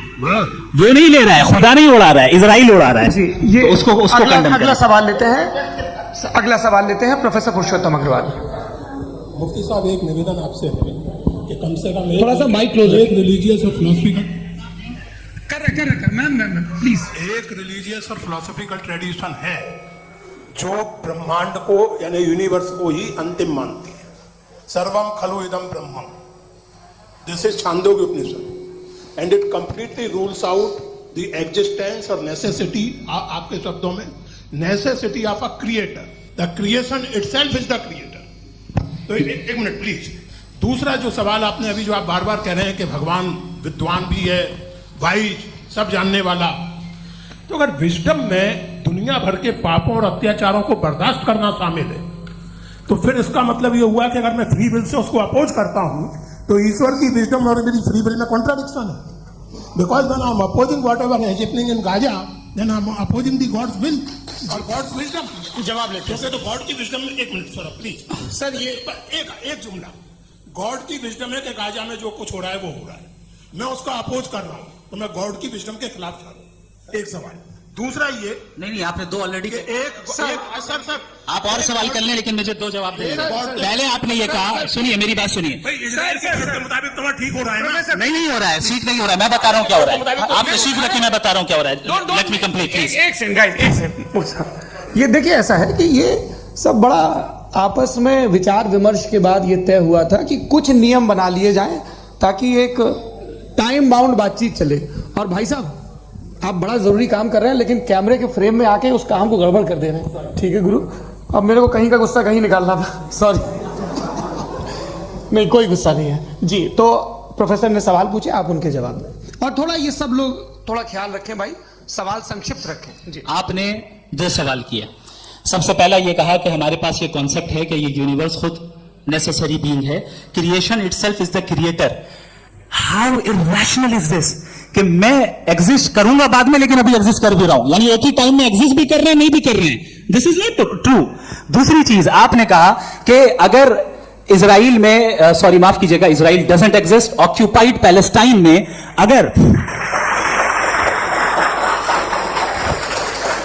अगर ऑक्यूपाइड पैलेस्टाइन में बच्चों को मारा जा रहा है फ्री विल की वजह से और गॉड नहीं रोक रहा, ये कॉन्ट्राडिक्शन है। ये बताइए कि एक एग्जाम में एक बच्चा गलत आंसर लिख रहा है, सुनिए, एग्जामिनर चाहे तो रोक सकता है, क्यों नहीं रोक रहा है? ये कॉन्ट्राडिक्शन है, ये कॉन्ट्राडिक्शन नहीं है। नहीं सर, ये आपस में ये क्या आपका सवाल? माइक दीजिए। फ्री विल दिया गया है टेस्ट के लिए, अकाउंटेबिलिटी के लिए। अगर फ्री विल नहीं होता तो आप कहते हैं हमें रोबोट बना दिया गया। नॉट मिसरिप्रेजेंट माय पोजीशन, आपकी जो भी पोजीशन। मैं अपनी फ्री विल के नाते, अपने ह्यूमन विजडम के नाते गाजा में हो रही अत्याचार का विरोध करता हूँ। बिल्कुल करना चाहिए। के हिसाब से मैं गॉड की विजडम का विरोध कर रहा हूँ? बिल्कुल नहीं, जो हो रहा है गॉड की, बिल्कुल भी नहीं, बिल्कुल भी नहीं। उसका वहां पर गाजा में कत्ल होना ये इंसानों के गलत इस्तेमाल का नतीजा है, फ्री विल के इस्तेमाल का नतीजा है। गॉड इसका हुक्म नहीं देता, उससे रोकता है। यही तो मसला है ना, आपके लिए कॉन्सेप्ट क्लियर नहीं नहीं भाई, आपने तो बताया था इंजेक्शन लगाने से बच्चे को तकलीफ होती है, ये इंजेक्शन लगा। सर आप ऐसे रेटोरिक स्टेटमेंट दे तब तो कोई मसला नहीं आपने समझते बोला कि नहीं। Injection- this is a rhetoric statement, this is not a logical argument sir. I am sorry, I am sorry. आखिरी 30 मिनट बड़े मुश्किल होने वाले हैं। जी मुफ्ती साहब आगे बैठे हैं, इनको माइक दीजिए। हाँ तरुण, माइक आप अपने पास रखिए, आपको कैमरे का फ्रेम पता है जी। सबसे पहले दोनों को मुबारकबाद। एक सर अपना आप नाम बता दें। आप अमेरिका में शिकागो में रहते हैं, इतना मुझे याद है। बताया आपको, यासिर नदीम अलवाजदी मेरा नाम है।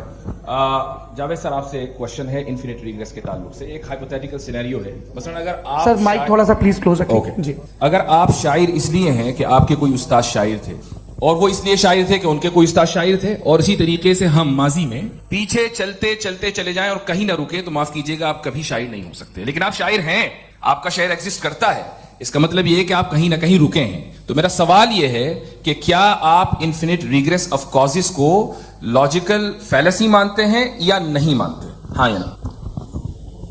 मैं इन्हें लॉजिकल फैलेसी नहीं मानता, लेकिन मेरा प्रॉब्लम यह है कि जब मैं नहीं मानता हूं तो I continue with this logic जो फैलेसी नहीं हो। आप एक जगह रुक जाते हैं जाके, आप कहते हैं ये गेंद कैसे बनी, ये जजीरा कैसे बना, ये समंदर कैसे बना, ये जमीन कैसे बनी, और अचानक गॉड पे जाके आपको ब्रेक लग जाता है। एक बार आप सवाल नहीं करते कि भाई इनको बनाने वाला तो इनसे भी कॉम्प्लिकेटेड होगा, वो कैसे बना, उसके बारे में आपने इत्मीनान कर लिया वो हमेशा से। तो अगर आप उसे हमेशा से मानते हैं तो फिर ये मान लीजिए कि कायनात हमेशा से, क्या तकलीफ हम वजूद में नहीं आते जी है? हम मौजूद नहीं। अच्छा सर क्यों नहीं हो मैं सकता? बताऊंगा प्लीज प्लीज। जैसे मैंने मिसाल दी आपके शेर की, आपका शेर कभी वजूद में ना आता अगर शायर इसी तरह चलते रहते हमेशा। जी माइक मेरे ख्याल से एक सेकंड। इन्फिनिट रिग्रेस का कॉन्सेप्ट क्लियर नहीं हो जी। पाया, ऐसे रहने दें, लेट्स मूव ऑन सर। ठीक है। हाँ थोड़ा सा मॉडरेटर का भी ख्याल रखें। नहीं आपने तो रखा है, आपने रखा है। यहाँ पे गौहर रजा साहब हैं, वो भी एक सवाल पूछना चाहते हैं। माइक यहाँ नीचे से ऑन कर दिए नीचे। पहले तो ये कह दूं कि मैं उन बच्चों से शर्मिंदा हूं जिनको गजा में कत्ल किया गया, क्योंकि हमारे होते हुए कत्ल किया गया। लेकिन उससे ज्यादा शर्मिंदगी इस बात से हुई कि मुझे लगा कि मुफ्ती साहब उसको जस्टिफाई कर रहे हैं। बिल्कुल भी नहीं, आप बहुत ही गलत, मुझे लगा मैं गलत हो सकता हूं। बिल्कुल गलत मैं है। सवाल पूछ रहा हूं, मैं देखिए, सवाल अगर पूछ रहा हूं। एक मैं जावेद भाई से डिसएग्री करता हूं। एक सेकंड देखिए, अगर देखिए ऐसा एक सेकंड आप सर वेट अरे आप कुछ मेरे पहले मुझे अपनी बात कह लेने दीजिए। अगर ऑडियंस तय करेगी तो फिर मॉडरेटर का मतलब नहीं। मेरा आप सबसे ये कहना है, ये बहस दो लोगों के बीच में है, एक तरफ मुफ्ती साहब, एक तरफ जावेद साहब। पिछले 1.5 घंटे से ये लोग अपने अपने तर्क रख रहे हैं। आपकी इनसे इत्तेफाकी हो सकती है, ना इत्तेफाकी हो सकती है। मेरे उस्ताद मुझे सिखा गए हैं कि मुखामुखम में असहमति की गुंजाइश बची रहनी चाहिए। अगर मैं आपकी बहुत इज्जत करता हूं गौहर साहब, आपने जो कमाल की किताबें लिखी, साइंटिफिक टेम्परामेंट, लेकिन मेरी ये गुजारिश है आप सबसे कि यदि आप इन लोगों ने जो बोला उन पर टिप्पणियां करेंगे तो ना वक्त की पाबंदी रहेगी ना वो अनुशासन। आप सवाल पूछ लें, उस सवाल में जो बात आ जाए वो आ जाए। मैं जावेद साहब से डिसएग्री करता हूं, इसलिए जावेद साहब से सवाल पूछ रहा हूं। आपका सवाल जावेद अख्तर साहब से। और सवाल यह है मेरा कि जावेद साहब ने कई बार लॉजिक का इस्तेमाल किया कि साइंस में लॉजिक है और रिलीजन में लॉजिक नहीं। मेरा ख्याल यह है कि रिलीजन में भी लॉजिक, लेकिन उस लॉजिक की बेसिस ये है कि आप रुक जाते हैं, जिसका जिक्र जावेद साहब ने बार बार किया, यानी खुदा के तस्वुर पे आते हुए, गॉड के तस्वुर पे आते हुए रुक जाते हैं। और इसमें सवाल पूछना मतलब फॉरबिडन होता है। सवाल यह है कि क्या जावेद साहब इससे एग्री करते हैं कि साइंस की लॉजिक अलग है और रिलीजन की लॉजिक अलग है? बताइए सर। देखिए 3 चीजें हैं, साइंस है, एक है मंतिक है, इस्तिदलाल है, और एक जो है कुछ भी नहीं है, फेथ है, अकीदा है। मैं अकीदे की लॉजिक का कायल नहीं हूँ। मुझे आप इस्तिदलाल से, लॉजिक से, रीजन से समझाइए, मैं मानने को तैयार हूँ, मेरा क्या नुकसान होगा। लेकिन ये कि अकीदे पे मैं नहीं कर सकता हूँ। अकीदे का मतलब है कि तुम ये मान लो, सवाल ना करो। ये नहीं, आप सारी बातें करके, बड़ी साइंटिफिक बातें करके एक जगह जाके खुदा के हुदूद पे रुक जाते, सरेंडर कर देते। मैं सरेंडर करने को तैयार नहीं। देखो जी, ये आगे सर बैठे हुए हैं, इनको माइक दीजिए। भाई वो आप पूछना चाह रहे थे ना? हाँ, नहीं जी, आपका नाम?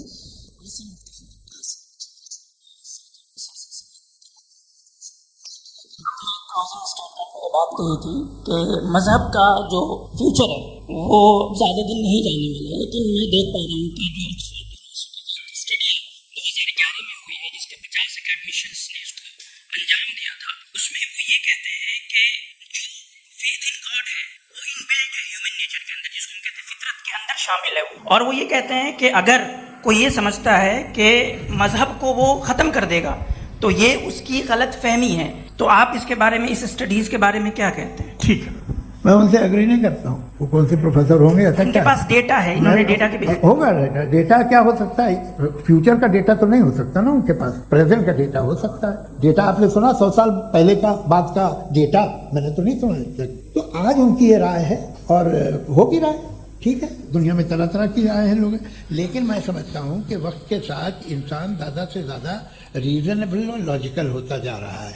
आज आप देखिए वेस्टर्न यूरोप में क्या परसेंटेज है नॉन बिलीवर्स की, बहुत हाई। वहाँ चर्च खाली पड़े होते हैं। तो अल्टीमेटली तो इंसान कोई ऐसी बात बहुत अरसे तक नहीं मान सकेगा, चाहे गलत या सही, जो उससे उसके दिमाग को, उसके जहन को, उसके लॉजिक को अपील लगे। वो कह रहे हैं तो ऑक्सफोर्ड के होंगे, तो कैम्ब्रिज के होंगे, तो मुझे क्या लेना देना। उनका डेटा मुस्तकबिल का नहीं हो सकता है। जी, दीपक, हाँ पूछिए। मैं आऊंगा, अभी पीछे की साइड भी आऊंगा, माइक वहीं भेजूंगा 2-3 साल के लिए। जी जावेद साहब, आपसे सवाल है। नमस्ते। अरे भाई, सर, अगर आप ही लोग तय करना है तो फिर 200 लोग तय कर लेंगे। नहीं sir, please don't do this sir. Sir, everybody has a right sir, but we can only take selected questions. उन्होंने सर, ये यंग लोग भी हैं तो इनकी ये अब उतने यंग, भाई आप यंग हैं कि नहीं है? वो कह रहे हैं वो भी यंग है साहब, आप उनकी नौजवानी पर दावा उनको ही करने दें। हाँ मुफ्ती साहब, आप यंग, हाँ पूछे। अरे भैया सर, मेरा सवाल ये है, कुछ इनसे भी तो पूछो। जी हाँ, बस आपसे एक सवाल है। जैसे थीस्टों के पास अपने जो ईश्वर को मानते हैं, उनके पास अपने सोशल गेट टुगेदर्स हैं। 5 रोज़ आज क्रिसमस आने वाला है, होली है, दिवाली है, ईद है। एथिस्ट क्या ऑफर कर रहे हैं? मतलब मैं इनकी दुकान से बुरू में आना चाहता हूँ उस तरफ, पर मैं अट्रैक्ट नहीं हो पा रहा हूँ। मैं सोशल गेट टुगेदर्स क्या है आपके पास?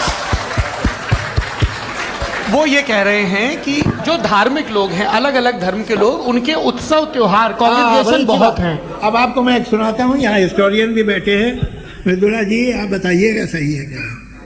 ये एक कॉन्स्टेंटाइन, एक ग्रीक रोमन बादशाह था, जो क्रिश्चियनिटी आने के 400 साल बाद उसने डिसाइड किया कि मैं क्रिश्चियन हो जाऊंगा, मेरी पूरी स्टेट कैंसिल हो जाएगी। उस जमाने में ऐसे ही होता था, राजा जो धर्म इख्तियार करता था वो जनता भी कर लेती थी, इसलिए कि वो हो गया था बैंकरप्ट। और उसे जो मेडिटेरियन कोस्ट के रिच क्रिश्चियन वो थे मर्चेंट, उससे पैसा चाहिए था। तो उसने कहा यार क्रिश्चियन हो जाओ।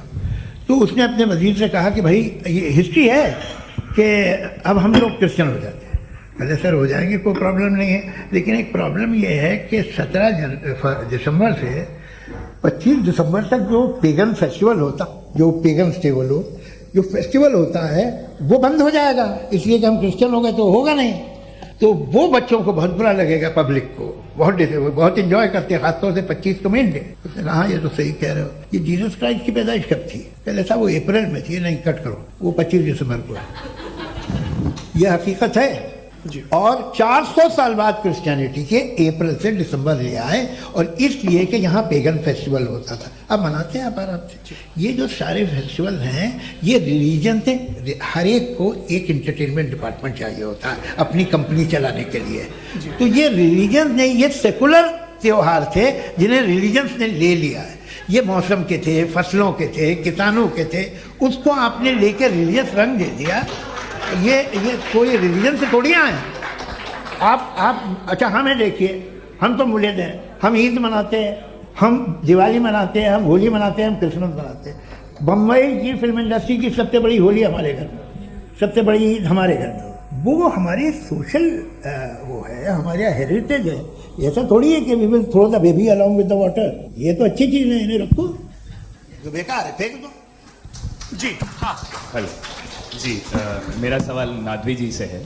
जैसा कि आपने बोला कि गॉड टाइम के भी परे हैं और गॉड इतनी कॉम्प्लेक्स चीज़ है कि उसे ह्यूमन माइंड समझ नहीं सकता, और गॉड ने अर्थ पे फ्री विल भी दे दी है। तो आप अपना वक्त जाया क्यों कर रहे हैं गॉड के बारे में बात करके? अपन को तो बात करनी चाहिए कि सोसाइटी को बेहतर कैसे करें। जी, मैं गॉड वही बताता है सोसाइटी को कैसे बेहतर करे। अभी मैं आपका जवाब देता हूं। आपने कहा कि टाइम पे वो एग्जिस्ट नहीं करता, नहीं, मेरा सवाल ये है कि जैसा आपने बोला कि गॉड बहुत ही कॉम्प्लेक्स चीज है, मैंने कहा ही नहीं कि कॉम्प्लेक्स है, तो आपके अल्फाज है। कॉम्प्लेक्स का लफ्ज गॉड के लिए सुइटेबल नहीं है। क्यों? क्योंकि कॉम्प्लेक्स वो चीजें होती हैं जो ऑब्जेक्ट हो। God is not an object जिसको आप इंस्ट्रूमेंट के जरिए लेबोरेटरी में जाके टेस्ट करें, oh it's very complex. No, वो कोई कार का इंजन नहीं है। वो फिलोसॉफिकली नेसेसरी बीइंग ऐसी बीइंग है जो सिंपल बीइंग है। हाँ, आप उसको मुकम्मल तौर पे उसकी तमाम हिकमतों को जान ले और हर चीज को जान ले, ये पॉसिबल नहीं है, क्योंकि वो ऑल वाइज है, आप ऑल वाइज नहीं है, और वो खुदा है, वो आपको सारी चीजें बता दे, ये जरूरी नहीं। मेरा सवाल ये नहीं था। मेरा सवाल ये था कि जब गॉड इतना परे है इस दुनिया से कि उसने अर्थ पे फ्री विल भी दी है, हम सब ह्यूमंस की फ्री विल है, और जो सोसाइटी में हो रहा है वो अपन लोग डिसाइड करेंगे, तो अपन लोग डिसाइड नहीं करेंगे ना, अपन लोग डिसाइड नहीं करेंगे। गॉड जो है, गॉड ने वो उसकी जात, उसकी एग्जिस्टेंस टाइम एंड स्पेस से परे है, लेकिन वो हमारा टेस्ट ले रहा है और उसी गॉड ने हमें बताया कि तुम्हें क्या करना है क्या नहीं करना है, तो जाहिर है उस गॉड की बात सुनेंगे ना। जी, वो पीछे एक चश्मा लगाए जो मैम खड़ी हैं, उनको दीजिए। हाँ, आप जी जी बिल्कुल आएंगे। देखिए, मैं कोशिश कर रहा हूँ सब तरफ जाने की। हाँ, उनको दीजिए माइक। जी, हेलो सर, मैं ओमनी प्रेजेंट नहीं हूँ, टाइम पाबंद हूँ, और जहां तक कोशिश कर सकता हूँ करूंगा। जी, अपना नाम बताइए। मेरा नाम उर्सुला है, मैं दिल्ली यूनिवर्सिटी की एक स्टूडेंट हूँ और मैं स्टूडेंट फेडरेशन ऑफ इंडिया से हूँ। मेरा सवाल मुफ्ती जी से है कि इस हॉल के इस कमरे में बैठ के हम लोग रेप की मोरालिटी के बारे में फिलोसफिकली बात तो कर सकते हैं, बट असलियत ये है कि रोजमर्रा की जिंदगी में औरतें रेप के थ्रू गुजरती हैं, और हम लोग सिर्फ नंबर्स पे इस तरह नहीं देख सकते, क्योंकि कितनी औरतें हैं इन कंट्रीज में जहां पे आप बता रहे हैं कि केसेस कम हैं, जिनका एक्सेस है कि वो जाके केस फाइल कर सकें। कितनी औरतें हैं जो जिनको काम करने की आज़ादी है उन कंट्रीज में। यूरोप में ये आज़ादी आ गई, यूरोप में ये रूल्स आ गए, तो हम आज उसके बारे में बात कर पा रहे हैं। जी, जवाब। आपने ये कहा कि कमरे में बंद होकर हम लोग इस पर फिलोसफिकली बात कर सकते हैं, लेकिन हकीकत में क्या हो रहा है, वो ग्राउंड लेवल पे क्या हो रहा है, जो बहुत गलत हो रहा है, और वो सफर कर रही हैं। आई एग्री, बहुत गलत हो रहा है, और जो गलत हो रहा है उसको हमें रोकना है। और क्यों रोकना है, वो गलत क्यों है? हमारे पास इसका ऑब्जेक्टिव फाउंडेशन है, इनके पास उसका ऑब्जेक्टिव फाउंडेशन नहीं है। मैं ये कहना चाह रहा हूं कि जहां पे भी जुल्म हो रहा है, जहां पे भी औरत पे जुल्म हो रहा है, या उसकी इज्जत लूटी जा रही है, या उसे तकलीफ पहुंचाई जा रही है, और सिर्फ औरत नहीं, किसी इंसान के ऊपर भी जुल्म हो रहा है, तो उसके खिलाफ खड़ा होना, ये मोरालिटी हमारे पास गॉड के पास से आई है। वरना जावेद साहब तो कह रहे हैं कि जो है मेजोरिटी डिसाइड करेगी, तो मेजोरिटी तो कभी भी बदल सकती है। क्या आप मैं तो थोड़ी सी आपको गलतफहमी है। मैं अगर मेरे जुमले से ये मतलब निकला या मैंने कहा, तो ये जुमला मैं वापस लेता हूँ। ये मेरा मतलब ही नहीं था कि मेजॉरिटी डिसाइड करेगी। मेजॉरिटी डिसाइड करे तो दुनिया में बड़ी, वैसे आपने कहा था ये जुमला, अच्छा हो, मैं मान रहा हूँ, बाद में रिकैप कर लेंगे। अरे एक सेकंड, मैं अपनी एक्सप्लेनेशन दे रहा हूँ। मुनासिब बात यह है कि हम सब के सब दिल में जानते हैं कि क्या अच्छा है क्या बुरा है, हमें पता है अच्छी तरह। जो लोग बुरे काम करते हैं उन्हें भी मालूम अच्छा क्या है। यही तो सवाल था हजरत कि फिर ये मोरालिटी आई कहां से? Cross examination. हाँ जी, हाँ। मोरालिटी साथ रहने की डिजायर से आई, यानी साथ रहकर जो कुछ कह दे, जो कुछ कर दे, वो हो जाएगा। नहीं, तो आप कायदे से रह ही कर सकते हैं जब तक लोगों में मोरालिटी हो, वरना आप क्यास हो जाएगा। ये आपको कैसे पता? जी, हमने देखा ना, जहाँ मोरालिटी का क्यास हो गया, हम देखते हैं। कहाँ पे देखते भाई? दुनिया में। आप जो कह रहे हैं, आप एक कहीं पे अगर गलत हो रहा है, इस बहस तो के उसको बाद आप मैं आप लोगों देखिए, को आप सर मुफ्ती आप साहब, एपिस्टेमोलॉजी की बात कर रहे हैं, मैं ऑन्टोलॉजी की बात कर रहा हूं। मैं इस बहस के फाउंडेशन बाद आप क्या है? दोनों लोगों को चाय पे होस्ट करूंगा, वहां पे क्रॉस एग्जामिनेशन कर लीजिएगा। अभी ऑडियंस का हक मार रहे हैं आप लोग भाई, सर जस्ट लोग हैं आप लोग। और ये भाई ये हाँ, उधर आएंगे, जी सर आएंगे। अच्छा सर मेरा नाम लईकुर रहमान है और मैं अलीगढ़ मुस्लिम यूनिवर्सिटी का स्टूडेंट हूँ, और जहाँ तक मुझे पता है कि sir you are also product of Aligarh Muslim University. मैं भी उसी चमन का बुलबुल। हाँ सर, तो बहुत खुशी हुई मुझे जान करके कि मैं आपसे मिलूंगा। सवाल सर मेरा सवाल ये है, सर सैयद अली रहमा का नजरिया ये था कि खुदा के वजूद को अकल के दायरे में रह करके तलाश करना, न कि पूरी तौर से उसका इनकार कर देना। Sir how will you define it? नहीं तो ये तो आप इन्हें बताइए। ये सवाल है कि खुदा का वजूद साबित कर रहे हैं। तो सर आपने इनकार रखा है, इस वजह से मेरा क्वेश्चन। उन्होंने यही सर एक सेकंड, सर सैयद ने यही कहा ना कि अक्ल से आप खुदा के वजूद को साबित नहीं कर सकते। यही कहा ना भाई, वो उन्होंने कहा कर सकते हैं और वो कर दिया गया। तलाश करना या साबित करना अक्ल से ताल्लुक, अक्ल से नहीं हो सकता। अरे सवाल तो सुन लीजिए, अक्ल से नहीं हो सकता, यही कहा ना। अकल से हो सकता है। अरे वो यही कह रहे हैं भाई, आप बता रहे हो सकता है, वो तो कुछ और। आप अगर सर देखो नौजवान सुन ले लो, इतनी कमाल की यूनिवर्सिटी है। अरे भाई दे दो, अरे भाई मेरी बात सुनो, माइक पे बोलो ताकि जो लाखों लोग देख रहे हैं। माइक दे दो ना। अरे देंगे ना माइक, तुम ठहरो तो। हाँ सर, मेरा सवाल ये था कि सर सैयद अलैहि रहमा का एक नजरिया था अपना कि खुदा का जो वजूद है उसको अकल के दायरे में रह करके तलाश करना है, न कि पूरे तौर से इनकार कर देना है। ये उनका कॉन्सेप्ट था। लेकिन मेरा सवाल ये है कि आप इसको कैसे डिफाइन करते हैं, एक्सप्लेन कैसे करेंगे, मैं आपसे जानना चाहता हूँ। क्योंकि you are the product of Aligarh Muslim University. मुझे अकल के दायरे में रखे मैंने बहुत तलाश की, मुझे मिला नहीं। हाँ ये इधर वो चश्मा लगाए जो, हाँ उनको दे दीजिए। जी जी फटाफट पूछिए, 5 मिनट है, 5 मिनट में खत्म हो रहा है। हाँ अस्सलाम मुफ्ती साहब, एंड मेरा सवाल जावेद अख्तर साहब से। क्या नाम है आपका? अरे भैया सब मुझे तो पूछ रहे हो। फैज पूछिए फैज साहब। तो मेरा सवाल ये है कि अभी जो एथियस्ट है वो problem of evil argument use कर रहे हैं अगेंस्ट मुस्लिम्स, राइट? कि इस दुनिया में इतना सारा इविल है और अगेंस्ट मुस्लिम तो यहाँ अगेंस्ट थियस्ट। हाँ थोड़ा सा करेक्ट कर लीजिए भाई, पूरी मशक्कत ही इसी बात की थी कि किसी एक मजहब पे बात न टिके। जी, तो बेसिकली ये आर्ग्यूमेंट ऐसा है कि इस दुनिया में इतना ज्यादा इवल एग्जिस्ट करता है और अगर एक ऑल गुड गॉड है तो वो रोकता क्यों नहीं है? लेकिन इस सवाल में एक हिडन अजम्पशन ये है कि इस दुनिया में ईवल एग्जिस्ट करता है। अब एथियस्ट ये कैसे ऑन्टोलॉजिकली प्रूव कर सकते हैं कि इस दुनिया में ईवल एग्जिस्ट करता है? मैं आपको बताता हूँ, थोड़ा सा समझा। नहीं सर हम लोग इनको सुनने आए। नहीं please don't do that. I want to explain ontologically. नहीं हम समझ गए सर, इनको अब जवाब देने दीजिए। अच्छा सवाल पूछ लो। मैं अभी तक क्या था वो मैं थोड़ा सा ऐड ऑन कर लेता हूँ। तुम गुरु, तो हम जब इसका राउंड 13 करेंगे ना तब तुमको स्टेज पे बिठाएंगे। जी तो हाँ जल्दी से। तो देखिए एथियज्म के हिसाब से सब कुछ रैंडमली बन गया है, सब कुछ एटम्स और मॉलिक्यूल्स है। एक पत्थर में और मुझ में सिर्फ इतना फर्क है कि हम लोग एटम्स और मॉलिक्यूल्स का अलग अलग रीअरेंजमेंट है। अब एक पत्थर को कोई इंसान तलवार से 2 टुकड़ों में काट दे या मुझे, according to atheism it is same, there is no evil and good according to atheism. जी अच्छा, फैज साहब का सवाल ये है कि कोशिश भी करते तो इससे अलग सवाल नहीं कर पाते। एक लाइफ फॉर्म है और लाइफ फॉर्म में फीलिंग है, मतलब लाइफ फॉर्म सुनता है, देखता है, टेस्ट कर सकता है, फील कर सकता है, तो उसकी जो ये जो क्वालिटी इस बबल में आ गई है वो जानवर में भी है, इंसान में भी है। तो जाहिर है कि उसे कोई तकलीफ पहुंचेगी, तो चूंकि उसके पास वो सेंसिटिविटी है तो मैं करेगा। पत्थर में वो सेंसिटिविटी नहीं है। तो ये क्या सवाल हुआ कि अगर पत्थर को काटा तो पत्थर को तकलीफ नहीं होती, तो आपको काटे तो आपको क्यों तकलीफ हो? बैठ जाइए। जी हाँ, अगला सवाल। हाँ पूछे जी। जावेद अख्तर साहब। अरे भैया सब आप लोग मुफ्ती साहब को छोड़ रहे हैं तो मेरे पीछे पड़े हैं क्या? चलो बोलो भाई। You asked how God can exist when children die in Gaza. हाँ? You asked how God can exist when children die in Gaza, and you also mentioned the rise of atheism in Europe. But the same events also are leading many atheists and non-believers to turn towards faith. How do you interpret this contradiction?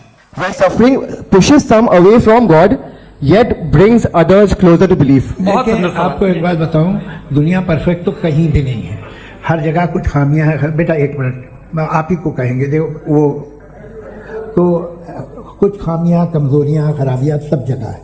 लेकिन अगर देखोगे ईमानदारी से कि दुनिया सबसे ज्यादा महजब कहाँ है, एक आम शहरी को कहाँ हुकूक हासिल है, वो बोल सकता है, अपनी मर्जी से काम कर सकता है, अपनी मर्जी से राय दे सकता है, हुकूमत के खिलाफ बोल सकता है, बरसर इख्तिदार लोगों के बारे में बोल सकता है, सरमायादारों के खिलाफ बोल सकता है।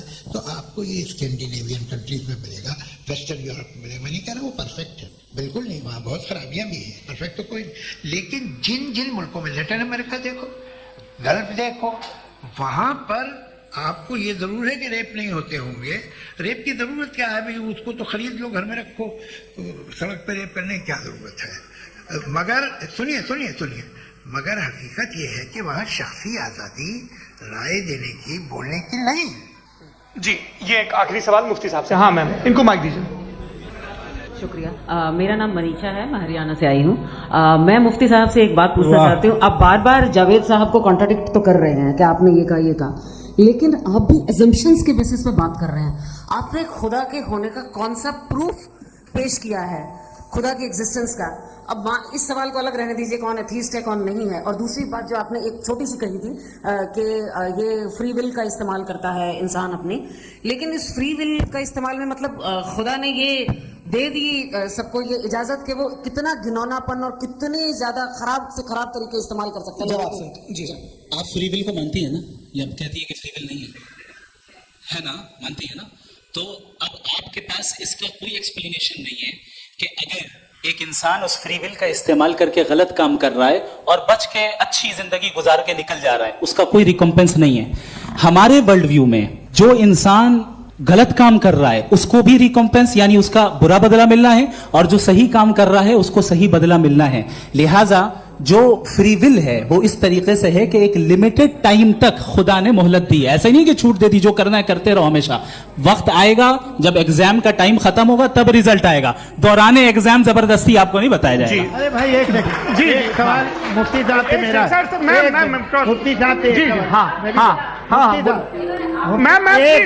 रुक जाइए, आपसे आप इसके बाद आपसे बोलिए। मैं मुफ्ती साहब एक ही सवाल करता हूँ कि अगर जो हो रहा है फ्री विल से हो रहा है और एक दिन बरोज़ क़यामत इंसाफ होगा मैशर में वगैरह वगैरह, तो दुआ क्यों मांगते हैं लोग?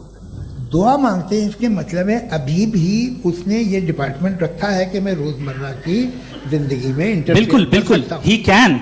तो तुम कैन हो, तुम मुझे नौकरी दिला देते हो, मेरे बेटे को ग्रीन कार्ड दिला देते हो, और 45,000 बच्चे मरते उन्हें रोकते नहीं हो। नहीं तो क्या आप ये कह रहे हैं कि इस दुनिया में जालिमों को कभी पकड़ ही नहीं होती है? अरे जो भी पकड़ होगी, वो बच्चे रोते हैं।